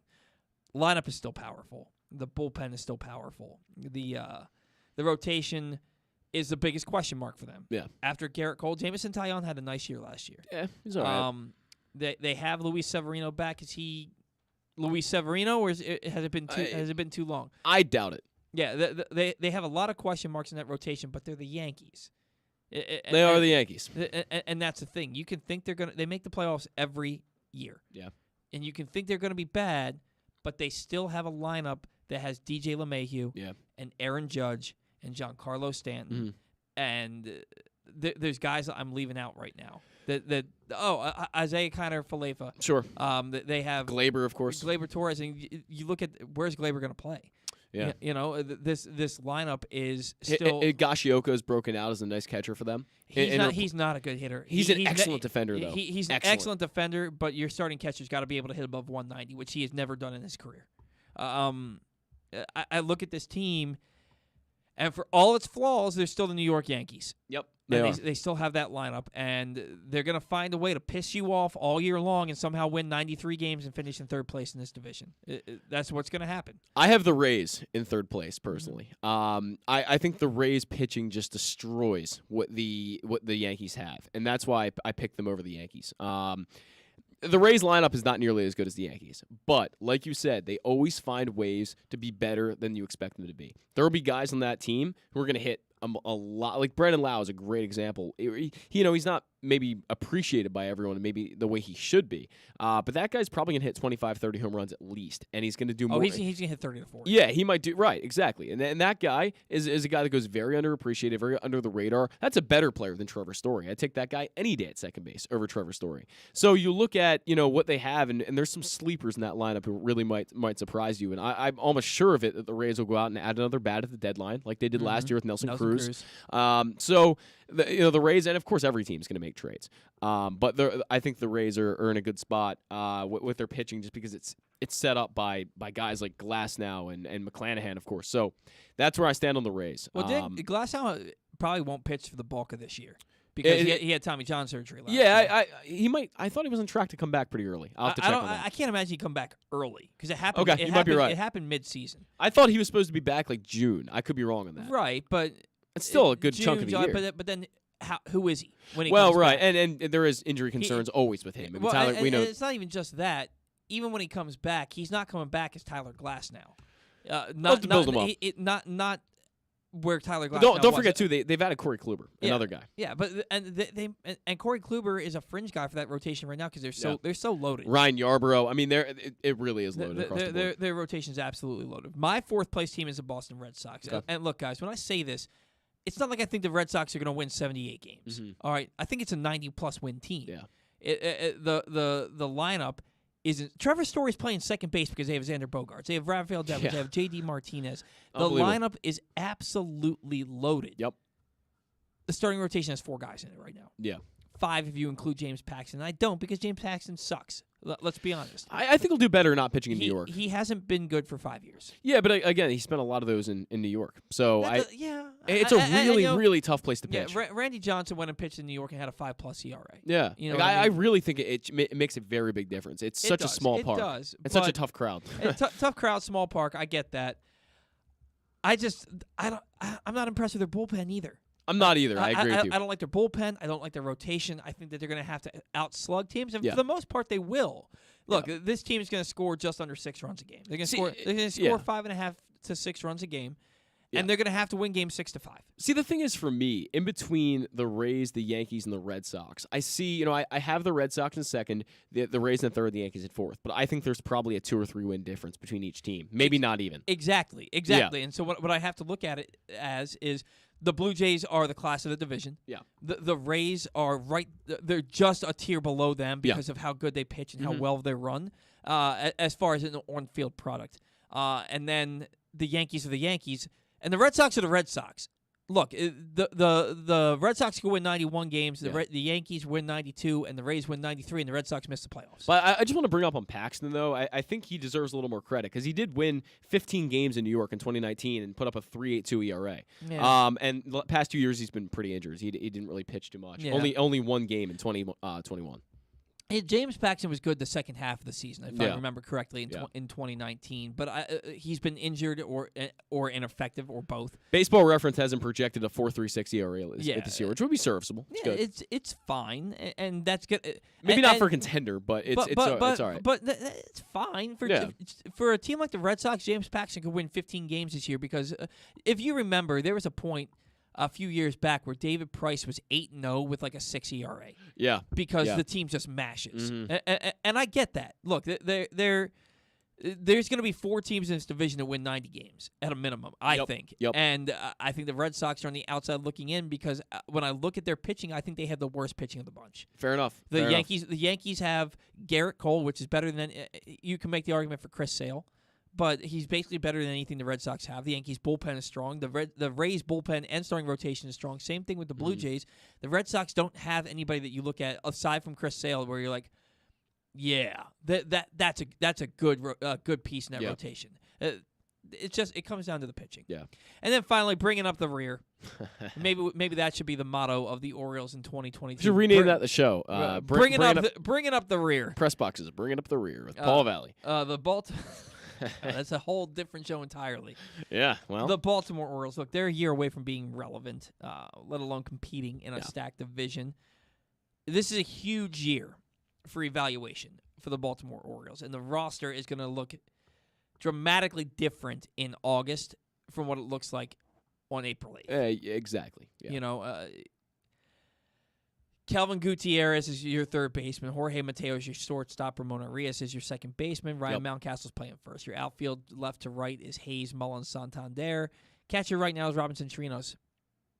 In August or September, you're probably looking at Kyle Stowers in right field. Yeah. You're definitely looking at Adley Rutschman behind the plate. Yeah. Is Westberg up playing third base? Could be. Is Joey Ortiz playing shortstop? Could be. Your starting rotation right now, we've talked about it. It's Means, Lyles, Kramer, Zimmerman, Tyler Wells as a piggyback with somebody else. You're probably looking at Means, Lyles probably traded, unless he's so ineffective they DFA him. Yeah. Then Kyle Bradish, DL Hall, and Grayson Rodriguez in your rotation. And that's before we mention guys like Mike Ballman. This team, it's going to be a struggle this year. It's going to be hard to watch at times, and at times it's going to be really fun. I think they'll be more competitive, but you can't disregard the fact they play 76 games against the best division in baseball. For the last year, luckily, for the Orioles. Yeah, this is the last year that they're doing that. It's going back to 12 games against your division against each division opponent starting in 2020. Which is only going to help them more in 2023 turn the tide and start to compete. I think it's a really big difference between this year and then, especially because of they're going to run that roster out that we're going to see in August on opening day in 23. Yeah, so you look at what the Orioles are doing this year, and people are pissed, man, and rightfully so. They spent $30 million. They're haggling over a few $100,000 with Trey Mancini and John Means. That's the business of baseball. Yeah. I get it, but I also get being upset about it. Yeah. I look at this team and I say, I see what they're doing. Mm-hmm. I see what they're doing. They're going to see what they have. They're bringing up Grayson. They're bringing up DL Hall. They're bringing up Adley. They're going to see what they have in these top prospects and supplement the talent around them based on what they think they have and what they know they have. Yeah. And that's why this year is going to be tough. You know, and I predicted 61 and 101 for the Orioles. I think 63 might be a little bit I think generous. I think it's another 100-loss season. But I could also see a lot of guys taking big steps forward. A lot of guys regressed last year. I mean, let's be honest about that. A lot of guys regressed last year. Yeah. If guys take a step forward this year, maybe they could win 70 games. Yeah. I thought they'd win 70 last year, and they didn't get close. No. They won 52. Yeah. 61 is a nice improvement this year. You're still losing 100 games. You're still going to be in that draft lottery next year. Yeah. They're not. That's where the Orioles are. That's where they are. Simple as that. It really is. That's where they are. And moving forward, you hope this is the last year where they're a bottom feeder, and you hope that the next off season, based on. That's what I'm looking forward to the most. I'm looking forward to the wall, actually. Yeah, the wall, which, by the way, the 90-degree angle has rows of seats of 2. Which makes very little sense. It's kind of a cool place. It looks weird. I don't know. I might try to sit there one day, but it's weird, but like I don't see like a stairwell to get down there. There's Like a I'm very. stairwell. Oh, there is. There's Okay. a stairwell. There's a stairwell. Okay. I think it's a unique place to sit. It might be. Yeah. And hopefully not see a guy get guys, impaled in the wall. We're gonna forget about that wall. No one cares. Well, I just mentioned it out of like just fun at this point. Who's dealt with a 90-degree angle in the outfield for over 100 years? The Boston Red Sox. Yeah. And nobody freaking cares. I mean, Pirates have had it in left field for The a long time, and everyone Diamondbacks. loves the Pirates Stadium. The Houston Astros have a giant 90-degree angle in and left field. The Houston Astros had a hill in center field for a good amount of time. The Detroit Tigers had a light pole in the middle of left center field. Yeah. So, like, come on. Love that from Detroit. Yeah, nobody is going to care, Right. except for this guy, Paul, whatever the hell his last name is. Nobody's going to care, except for that guy. I certainly don't care. I just make jokes out of it because it's fun to talk about. They built a wall. They built the wall. We'll probably mention it every show just because it's fun. it's going to be a fun season for talent evaluation, for seeing prospects graduate to the major league level. You're going to see a lot of guys make their major league debuts this year. Yeah. And it's based on what I'm looking forward to the most is seeing how those guys perform, so that the Orioles get a sense of where they are talent-wise and what they can do in the off season. Very important. So we're gonna move to the end. We got to pick up the pace a little bit. We do. We really but it's the East. That's the most important division for us. for That's us. where we reside, right? The Central, my 1 through 5. I got the White Sox, Twins, Tigers, Indians, Royals, White Sox, Indians. Who are they? Guardians. Yeah, excuse you. Yeah, excuse me. It's a stupid name. You don't have to comment. It's a stupid name. White Sox, Tigers, Royals, Twins, Guardians. Love you, Guardians. Sorry. Moving on. No, we're not moving on. Not moving on. We're going to talk about this. Okay. We're going to talk about it just. I thought we were going to pick up the pace here. We are. We're not going to spend an hour on each team. Okay. Look, the White Sox, they lost Carlos Rodon, but they still returned Lucas Giolito, Lance Lynn, Dylan Cease, and Dallas Keuchel. Look, they lose Michael Kopech. Yeah. And did he get injured or was he traded? I believe he was. I don't remember him being traded. No, he's got an injury. Yeah, for sure. I wrote some of these predictions, and then teams went out and made moves without asking me first. They should consider your feelings. But look, they traded away Craig Kimbrell. I just couldn't. I could not believe that Craig Kimbrell and Liam Hendrickson were going. Liam Hendrickson. Hendricks. Liam Hendricks. Yeah. We're going to. Liam Hendrickson is one of the Hendrickson brothers. Oh, okay. I don't know who that is. Thor. Thor was. Thor. Yeah, I'm not a Thor guy. Yeah. He's like the worst. He's like the worst Avenger. Anyway, moving on. He's awesome. No, he's not. Hawkeye is by far and away the worst Avenger. Oh yeah, that guy's kind of lame. He's pretty lame. And yeah. Black Widow's not great either, but no, she's way cooler than him. Yeah, she's way cooler. Her only power is that she's really good at beating people up. Yeah, but she's like anyway, not a Marvel discussion. Anyway, and it's nothing against women. I love Scarlett Johansson. Nothing against women. Yeah, she's great. But anyway, this isn't an adventure show. I couldn't believe that Craig Kimbrell was going to be okay being a setup man.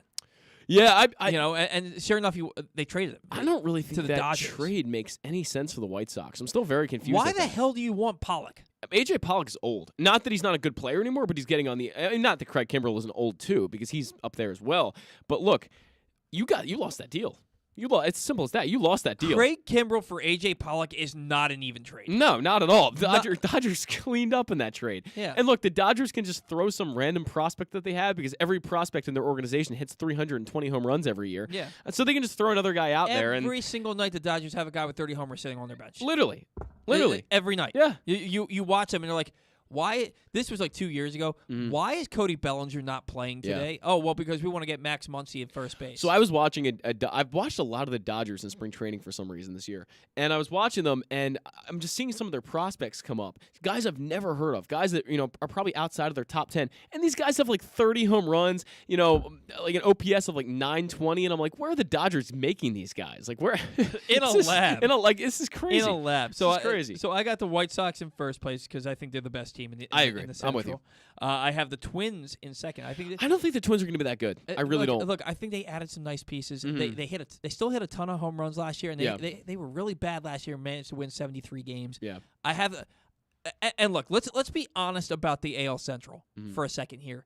It's a crapshoot. After the White Sox, it's a crapshoot. You could make a legitimate case for any of these teams finishing second through fifth. Again, I think the Tigers, the Royals, the Twins, the Guardians. Again, the difference in wins between them, 1 or 2 or 3. I don't think it's going to be that drastic. I have the Tigers in second place because I do love the young talent. I think Casey Mize is going to be unbelievable this year.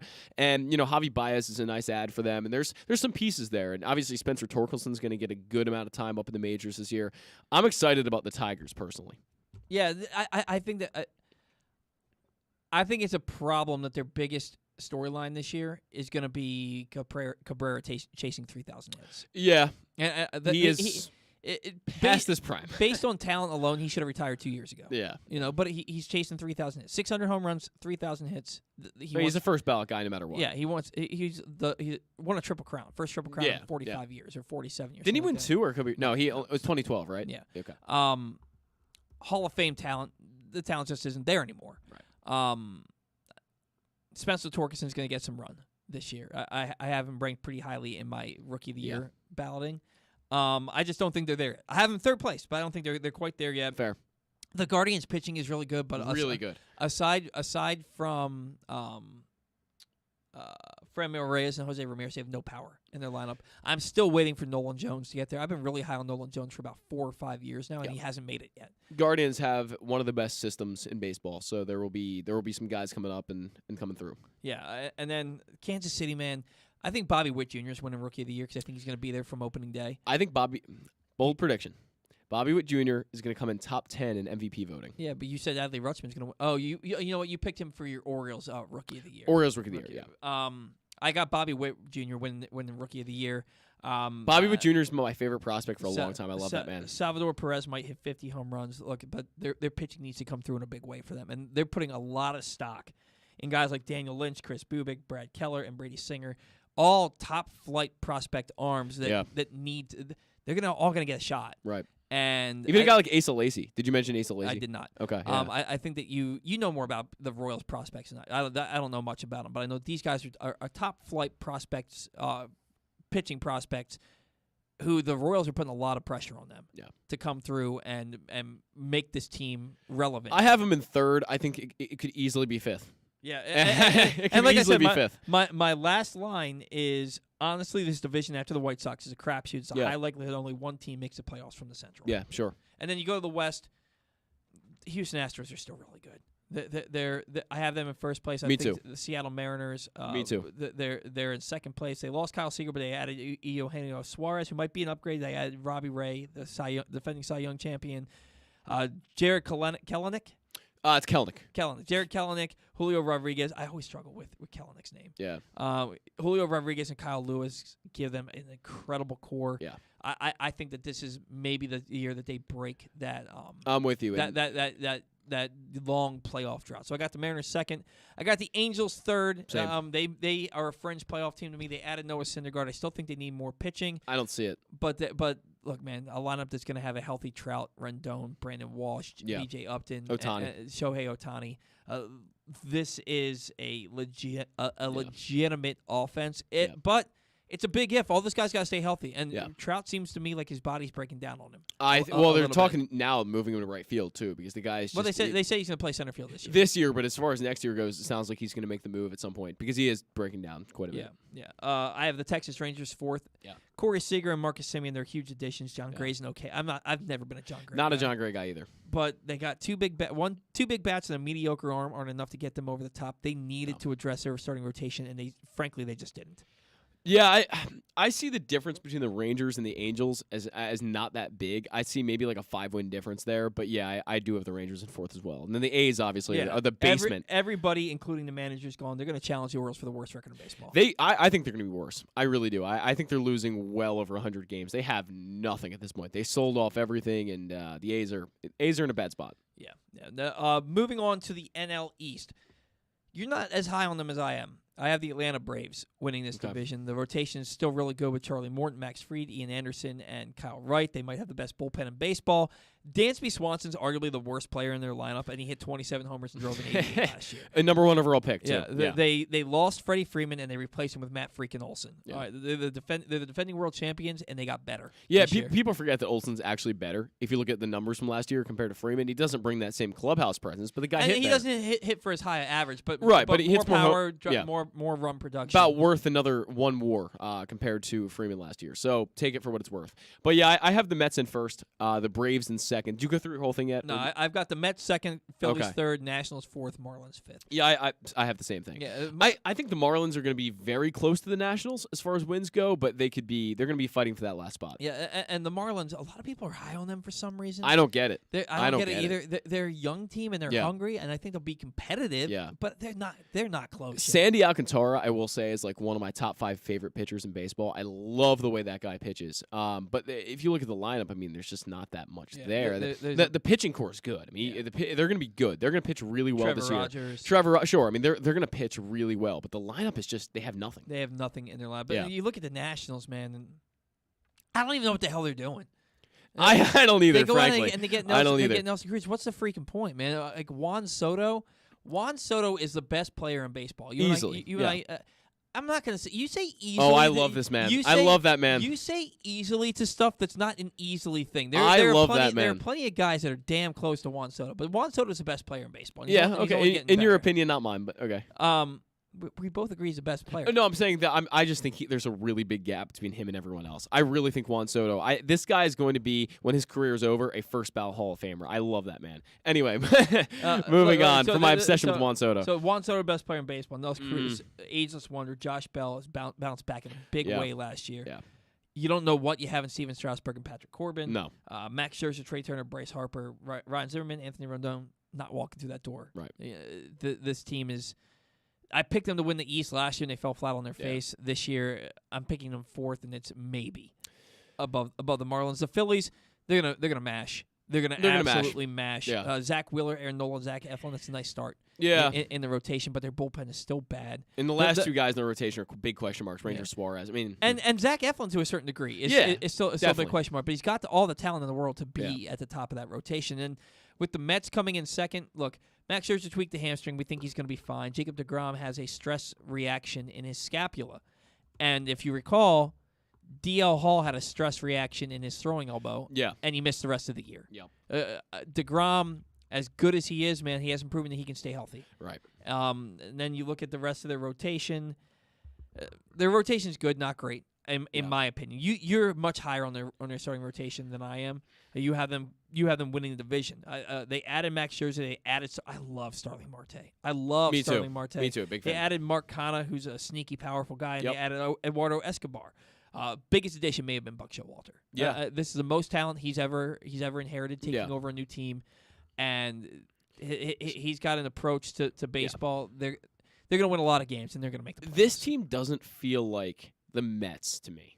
It feels like a different kind of Mets. This feels like a very, very new and an exciting Mets, where the past few years they've been good, right? Like they put all the pieces together. I mean, they acquired Lindor last year. I mean, this team is good, but they hadn't had that feeling to me where I really feel like they're going to be very close to the World Series.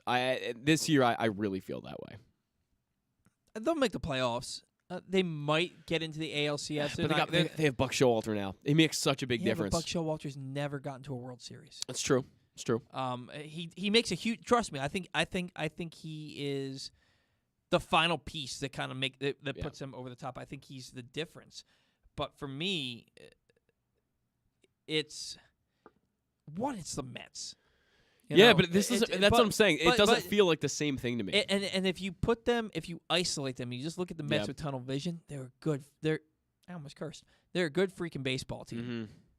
But then you have to take away the tunnel vision, and you have to look at the rest of the National League.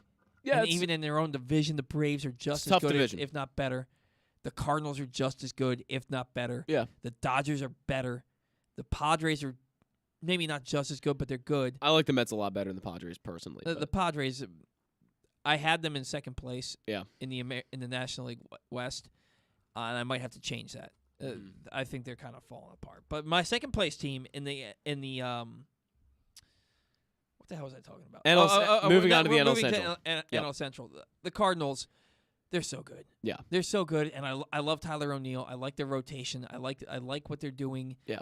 They have Goldschmidt, Arenado, Yadier Molina. They have they brought Albert Pujols back, which is a nice story, and he was decent enough with the Dodgers last year that if you just have him strictly DHing 3 times a week, all right. They'll be okay.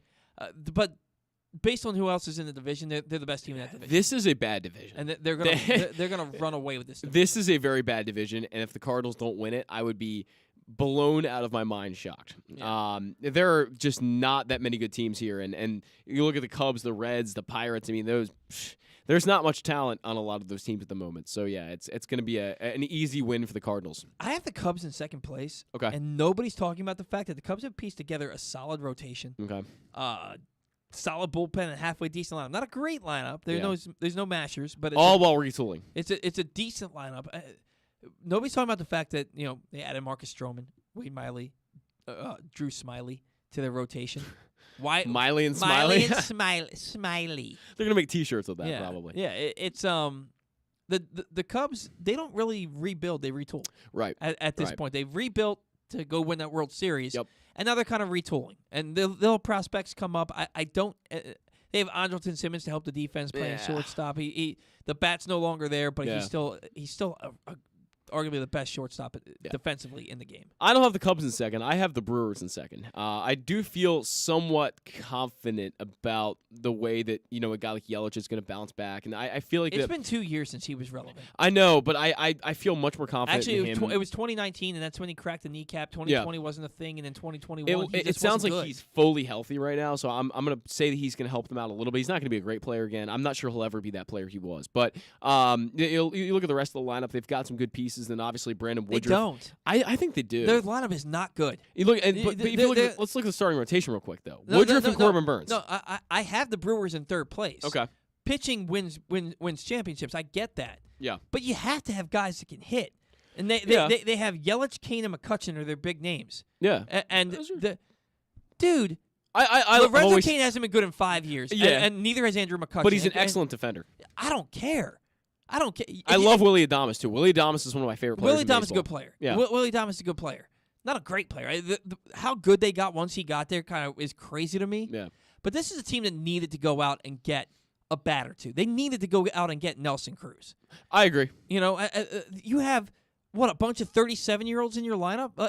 To me, their lineup is just, it's not there. Okay. The pitching's going to keep them in it, but I just can't see them being higher than third place. You got Josh Hader in the back of that bullpen, too. I mean, I'm higher than them on them than you are, but that's you got to have a lead to close it out.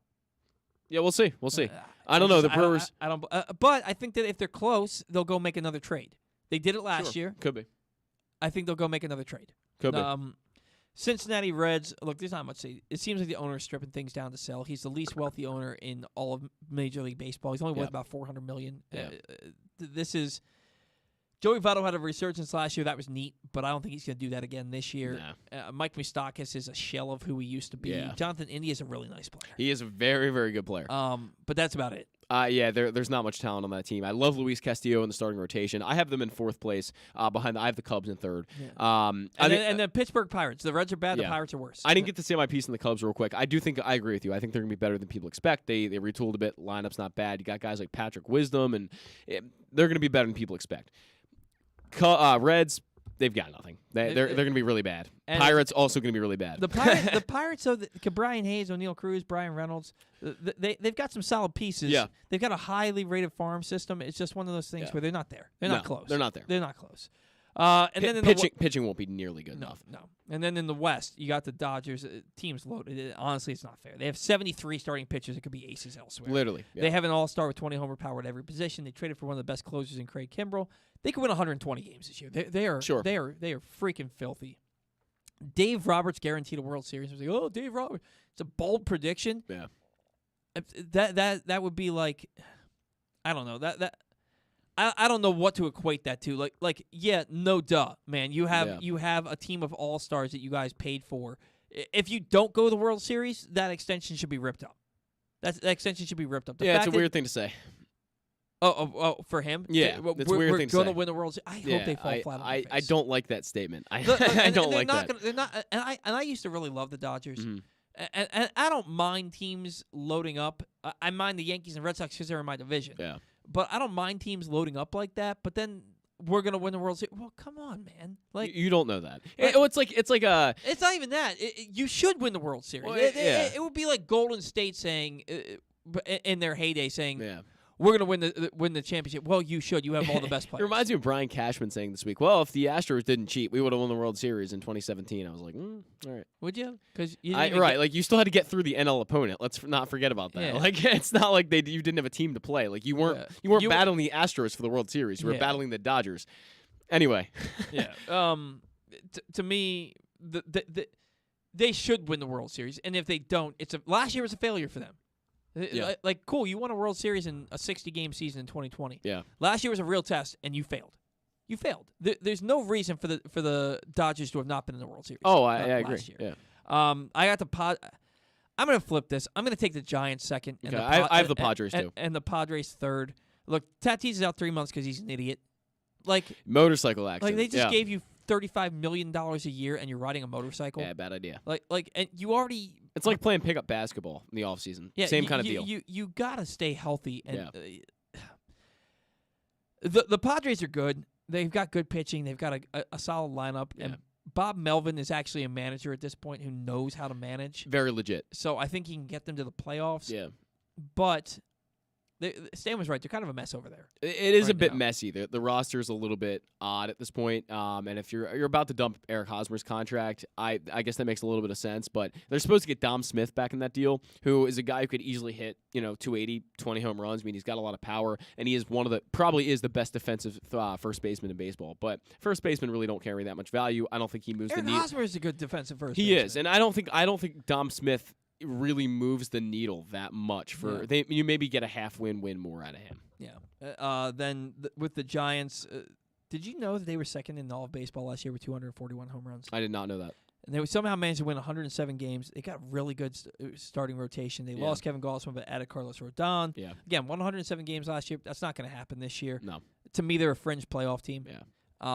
You look at you're still in the division with the Padres and the Dodgers. Yeah. To me, they're a fringe playoff team. Rockies, nobody ever knows what the hell this team is doing. No. I have them in fourth place. They did enough. They did just enough to be better than the Diamondbacks, who lost 110 games last year. That's about it. If they wanted to be better than the Diamondbacks, well, they did that. But they were already better than the Diamondbacks. They're better than the Pirates. They're better than the Marlins, but that's about it. Yeah, and maybe new leadership will get them better more quickly. But they're a floundering organization. I sounded off on them a few weeks ago. What they do makes no sense to me. Yeah, I don't know. I don't. But maybe they're heading in another direction. Maybe this is going to be more the norm for them. And then the Arizona Diamondbacks, they stink. I mean, what else does They're bad. What does the Baltimore audience want me to say about the Arizona Diamondbacks? They stink. They won 52 games last year. Ketel Marte is their best player. Yep, and he's a good player, but he's their best player. That's about it. Did they still have Madison Bumgarner, or were they able to get rid of that contract? No, they still have him. Oh, it's a horrible contract. Yeah, horrible. They still have Bumgarner, who's a shell of his former self as well. And honestly, Madison Bumgarner was a good pitcher. He was never great. They put him in this echelon with like Clayton Kershaw and Max Scherzer, and it's like he had a really good 2014. It's all because of what he did in the postseason, and that is it. And that was 8 years ago, guys. Right. To me, closer to 7 years ago, really. But to me, Madison Bumgarner is a number 3 starter on a really good team. Yeah. You know. All right, playoff predictions. We'll just do my division winners: Blue Jays, White Sox, Astros, wild card, Yankees, Rays, Mariners. In the AL, in the NL, I've got Braves, Cardinals, Dodgers, with the wild cards being the Mets, Phillies, and Padres. Okay. I'm going to switch Padres to the Giants. Okay. In World Series, I got the Dodgers over the Blue Jays in 7. For me, the Blue Jays, the Red Sox, the Blue Jays, White Sox, and Astros are going to win the divisions in the AL. The Red Sox, the Rays, and the Mariners are going to be your wild cards in the American League. In the NL, the Mets, the Cardinals, and the Dodgers are winning the divisions, with the Braves, Phillies, and Padres as your wild cards. And I have the Mets over the Blue Jays in the World Series. Mets over the Blue Jays. Yes. Bold. All right. And I know we got to get a break and then get back into Take the Rake. Yeah. We still got some awards to give out. Yeah. But so my MVP in the American League, I'm giving my top 3 candidates. Okay. With the top candidate being the winner. Okay. I got Vladdy Jr. Okay. I got Mike Trout. And I got Wander Franco. Okay. I don't put. I think that the nostalgia or that the love affair with Ohtani's still going to be there. Yeah. But I think that the newness of it has worn off. Maybe. So people will look more so at Vladdy had a better year. He did last year. He had a better year. But Shohei was guaranteed to win that. Basically by about June, he was guaranteed to win that. So my top 3: Vladdy Jr., Mike Trout, Wander Franco. Who you got in the American League? So I have Mike Trout. I think Trout comes back, and I mean, if you look at his numbers from last year before he got injured, he was having his best season yet. Best season yet. Out of all the incredible seasons Mike Trout has had, he was hitting .330 with an unbelievable amount of home runs and 1,000 OPS, and the guy was going off, as Mike Trout does. Mike Trout comes back healthy, wins MVP. Yeah, Mike Trout. You don't have a top 3? I didn't do a top 3. I didn't know we were doing 3s. We do top 3s every year. I don't remember that. Sorry, it's been a year. I don't remember these things. But I would put Bobby Witt Jr. at number 3. And I'll for put AL MVP. Yes, in his first year. I'm unbelievably confident in that man. I'm unbelievably confident in that man. Number 2, I'll go Wander Franco. I'm with you on that. What was I gonna say? All right, throw Vladdy in at number 3. I'll put Bobby Witt at number 4. So for the NL, I've got Juan Soto, Mookie Betts, Bryce Harper. Those are my top 3. Those are my also top 3. Yep. Yeah. Cy Young in the AL. Drum roll. I've got Shane Bieber. Okay. Winning the Cy Young. And I picked this before Zach and I even talked about Shane Bieber. Yeah. I got Lucas Giolito at number 2. I picked Giolito to win it last year. Kind of had a down season based on what we expected from him. I think he's going to bounce back. I got Garrett Cole at number 3. Yeah. I'm going to put Shane Bieber at the top, obviously. I have Cole at number 2. And again, I didn't do these top 3s, but I'll throw this is a tough one for number 3. The NL is certainly better when it comes to this. I wouldn't be surprised Ohtani is in the conversation. Okay. I don't know that he's going to throw enough innings. Okay, fair enough. Because I thought about him, but I don't know that he'll throw enough innings. National League, I've got Max Scherzer at 1. Okay. Logan Webb and Walker Buehler. I really loved what I saw from Logan Webb. Okay. In the second half of last year and in the playoffs. And Walker Buehler is the best pitcher on a really loaded Dodgers staff. I think he could win 25 games. So I have Buehler at number 1, Julio Urias of the Dodgers at number 2, and I'll go Scherzer number 3. All right. Rookie of the Year, American League. I have Bobby Witt Jr. winning it. Yeah. I got Adley Rutschman second. Same. And I'm going to take Spencer Torkelson. Right there with you. Right there with you. Torkelson, if he doesn't start the year with the team, and I think he should, he'll be there by June, and he's going to hit a ton of home runs. The guy just mashes. For the National League, I've got Joey Bart, O'Neal Cruz, and Seiya Suzuki 1 through 3. This is tougher for me because I don't really know who the rookies are in the National League at the moment. I have Suzuki at number 1. He was my guy. I watched his home run he hit the other day for the Cubs, and I was like, I hadn't seen much of him before that, and I was like, wow, this guy's legit. Like, this guy, that's a beautiful swing. It looks a lot like Mike Trout's. That guy is good. I'll just go with your top 3 in order. I know O'Neal Cruz is a really, really good player. I'll go with him number 2. Joey Bart, I'm not as high on Joey Bart, but since he is taking over as the starting catcher without Buster Posey being there, I'll throw him in number 3. Yeah, I don't really know if there are any other better options. I think there's going to be a drop-off. Yeah. But I think that Joey Bart is going to have a nice year. Who are the other National League rookies that would be relevant? I saw a list, and I just... Okay. I saw a list, and they weren't guys I was very familiar with. Comeback Player of the Year. I've got Ronald Acuna Jr., Christian Yelich, and Cody Bellinger. And Cody Bellinger was tough for me because originally he was my top pick. Okay. He's had a really bad spring. Yeah, I've been out on him for a little bit. I'm not a fan. I believe in his talent. Yeah. And I believe that if he gets a little bit hot, a switch will flip. But I think Christian Yelich, if he is healthy, I think he's still a very good ball player. And Ronald Acuna Jr., how could you not pick him? The guy tore his ACL last year, missed most of the year, and he's coming back this year. Maybe he doesn't come back till May or June, but he's Ronald Acuna Jr. He's gonna put up numbers. Yeah, I actually have a different one than you as far as these go. So I have for the comeback player of the year in the American League, I have Mike Trout. I think Mike Trout is. I think it's fair to say. I forgot to do the American League. Okay, I have. Oh, you did. Okay, I forgot to do the American. It was like 1:30 in the morning. I also did this around 1:30. Well, I didn't get home from work till late. I have number 2. Oh, Mike Trout's definitely the American League Player of the Year. Alex. Oh, I'm saying comeback player of the year. I'm saying Alex Bregman, number 2. I think Bregman, he had kind of a rough year, turns it around, comes back. Number 3, I'm going to go Gleyber Torres. I think Gleyber Torres is going to... He really had a nice spring. He's had a nice spring, and he really had a rough year in 21, and that's not the guy Gleyber Torres is. He's way better than that. Yeah. As far as the National League goes, it's a little bit tougher. I went with Lindor at number 1. I think Lindor really had a rough year, especially in the beginning of the year. He was just horrible. That's again, a good choice. Not the guy he is. Lindor is way better than what he was for the Mets last year. Hit 241 with only like 20 home runs, 25 home runs. He's going to do way better than that. Lindor settles in under Buck Showalter, comeback player of the year. Acuna right behind him. For number 3, this is a little bit tougher. Christian Yelich. You said you think he's going to bounce back. I don't know if comeback player of the year, though. That would be a little bit. But, I mean, he's not going to win it. He's going to be top 3. All right, we'll give it to him. I don't think he'll come that close, but for lack of better options, we'll go with that. All right, and then I didn't put much thought into this, but AL and NL managers of the year. We won't give a top 3. I was going to say I only have 1 here, yeah. Yeah. I'll do National League first. Okay. I'm going to go... it's so tough because I think these two guys have a great shot. Yeah. It's between Bob Melvin and Buck Showalter. Okay. And I'm... Not Dave Roberts, really. No, because they're supposed to be good. They're supposed to win 138 games. But aren't the Mets, too? And aren't the Padres supposed to be good, too? Yeah, but it's the Mets.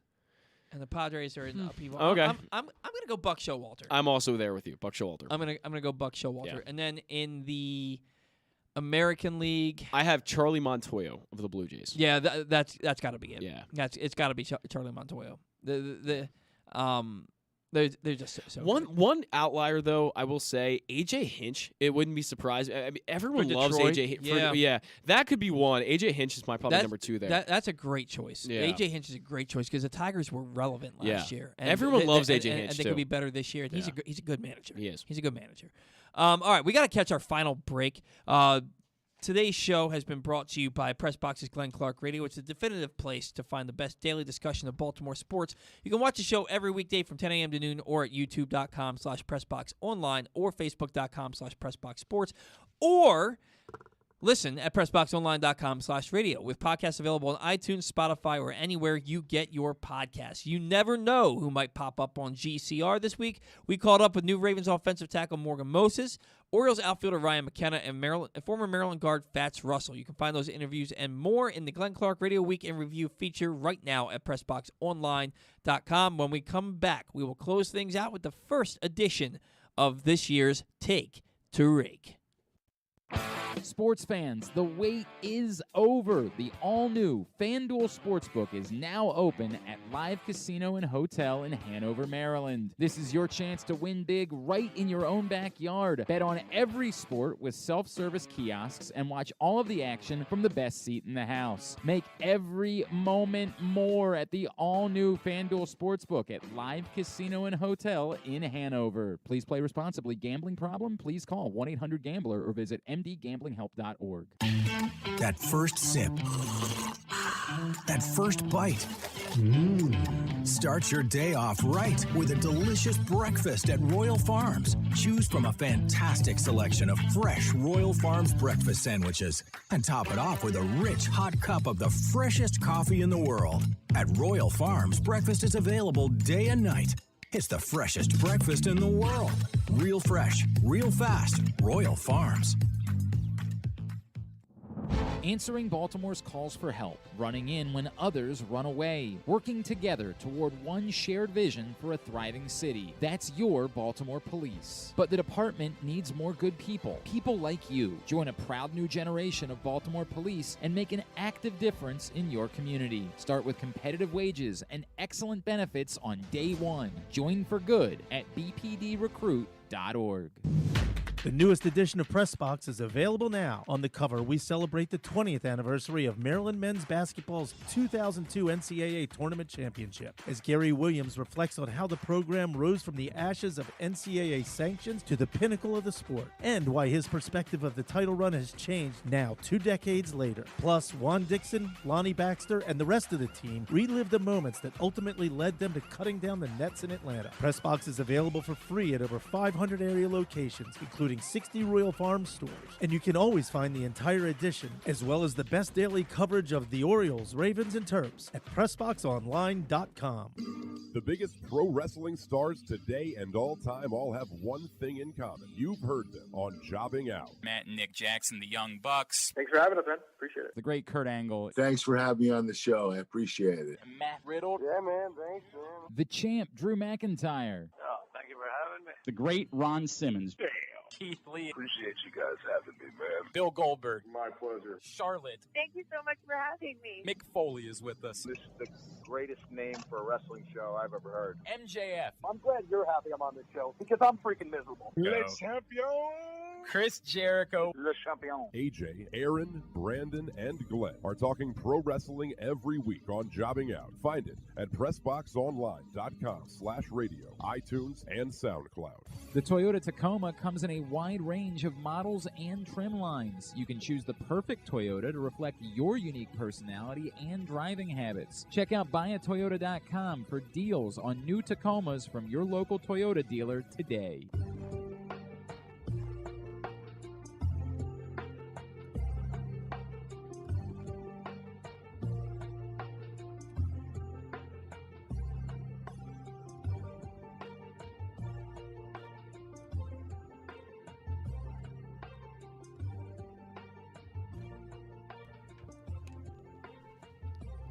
There it is, Paul.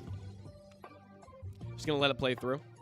We've already let it play long enough. You got all right. Let's do it. Today's show, presented by Simply the Bet. Sports betting has come to Maryland, and we're ready to help you win some money. Tune in for Simply the Bets with Glenn Clark and that guy, Paul Valley, every Tuesday morning at 11:40.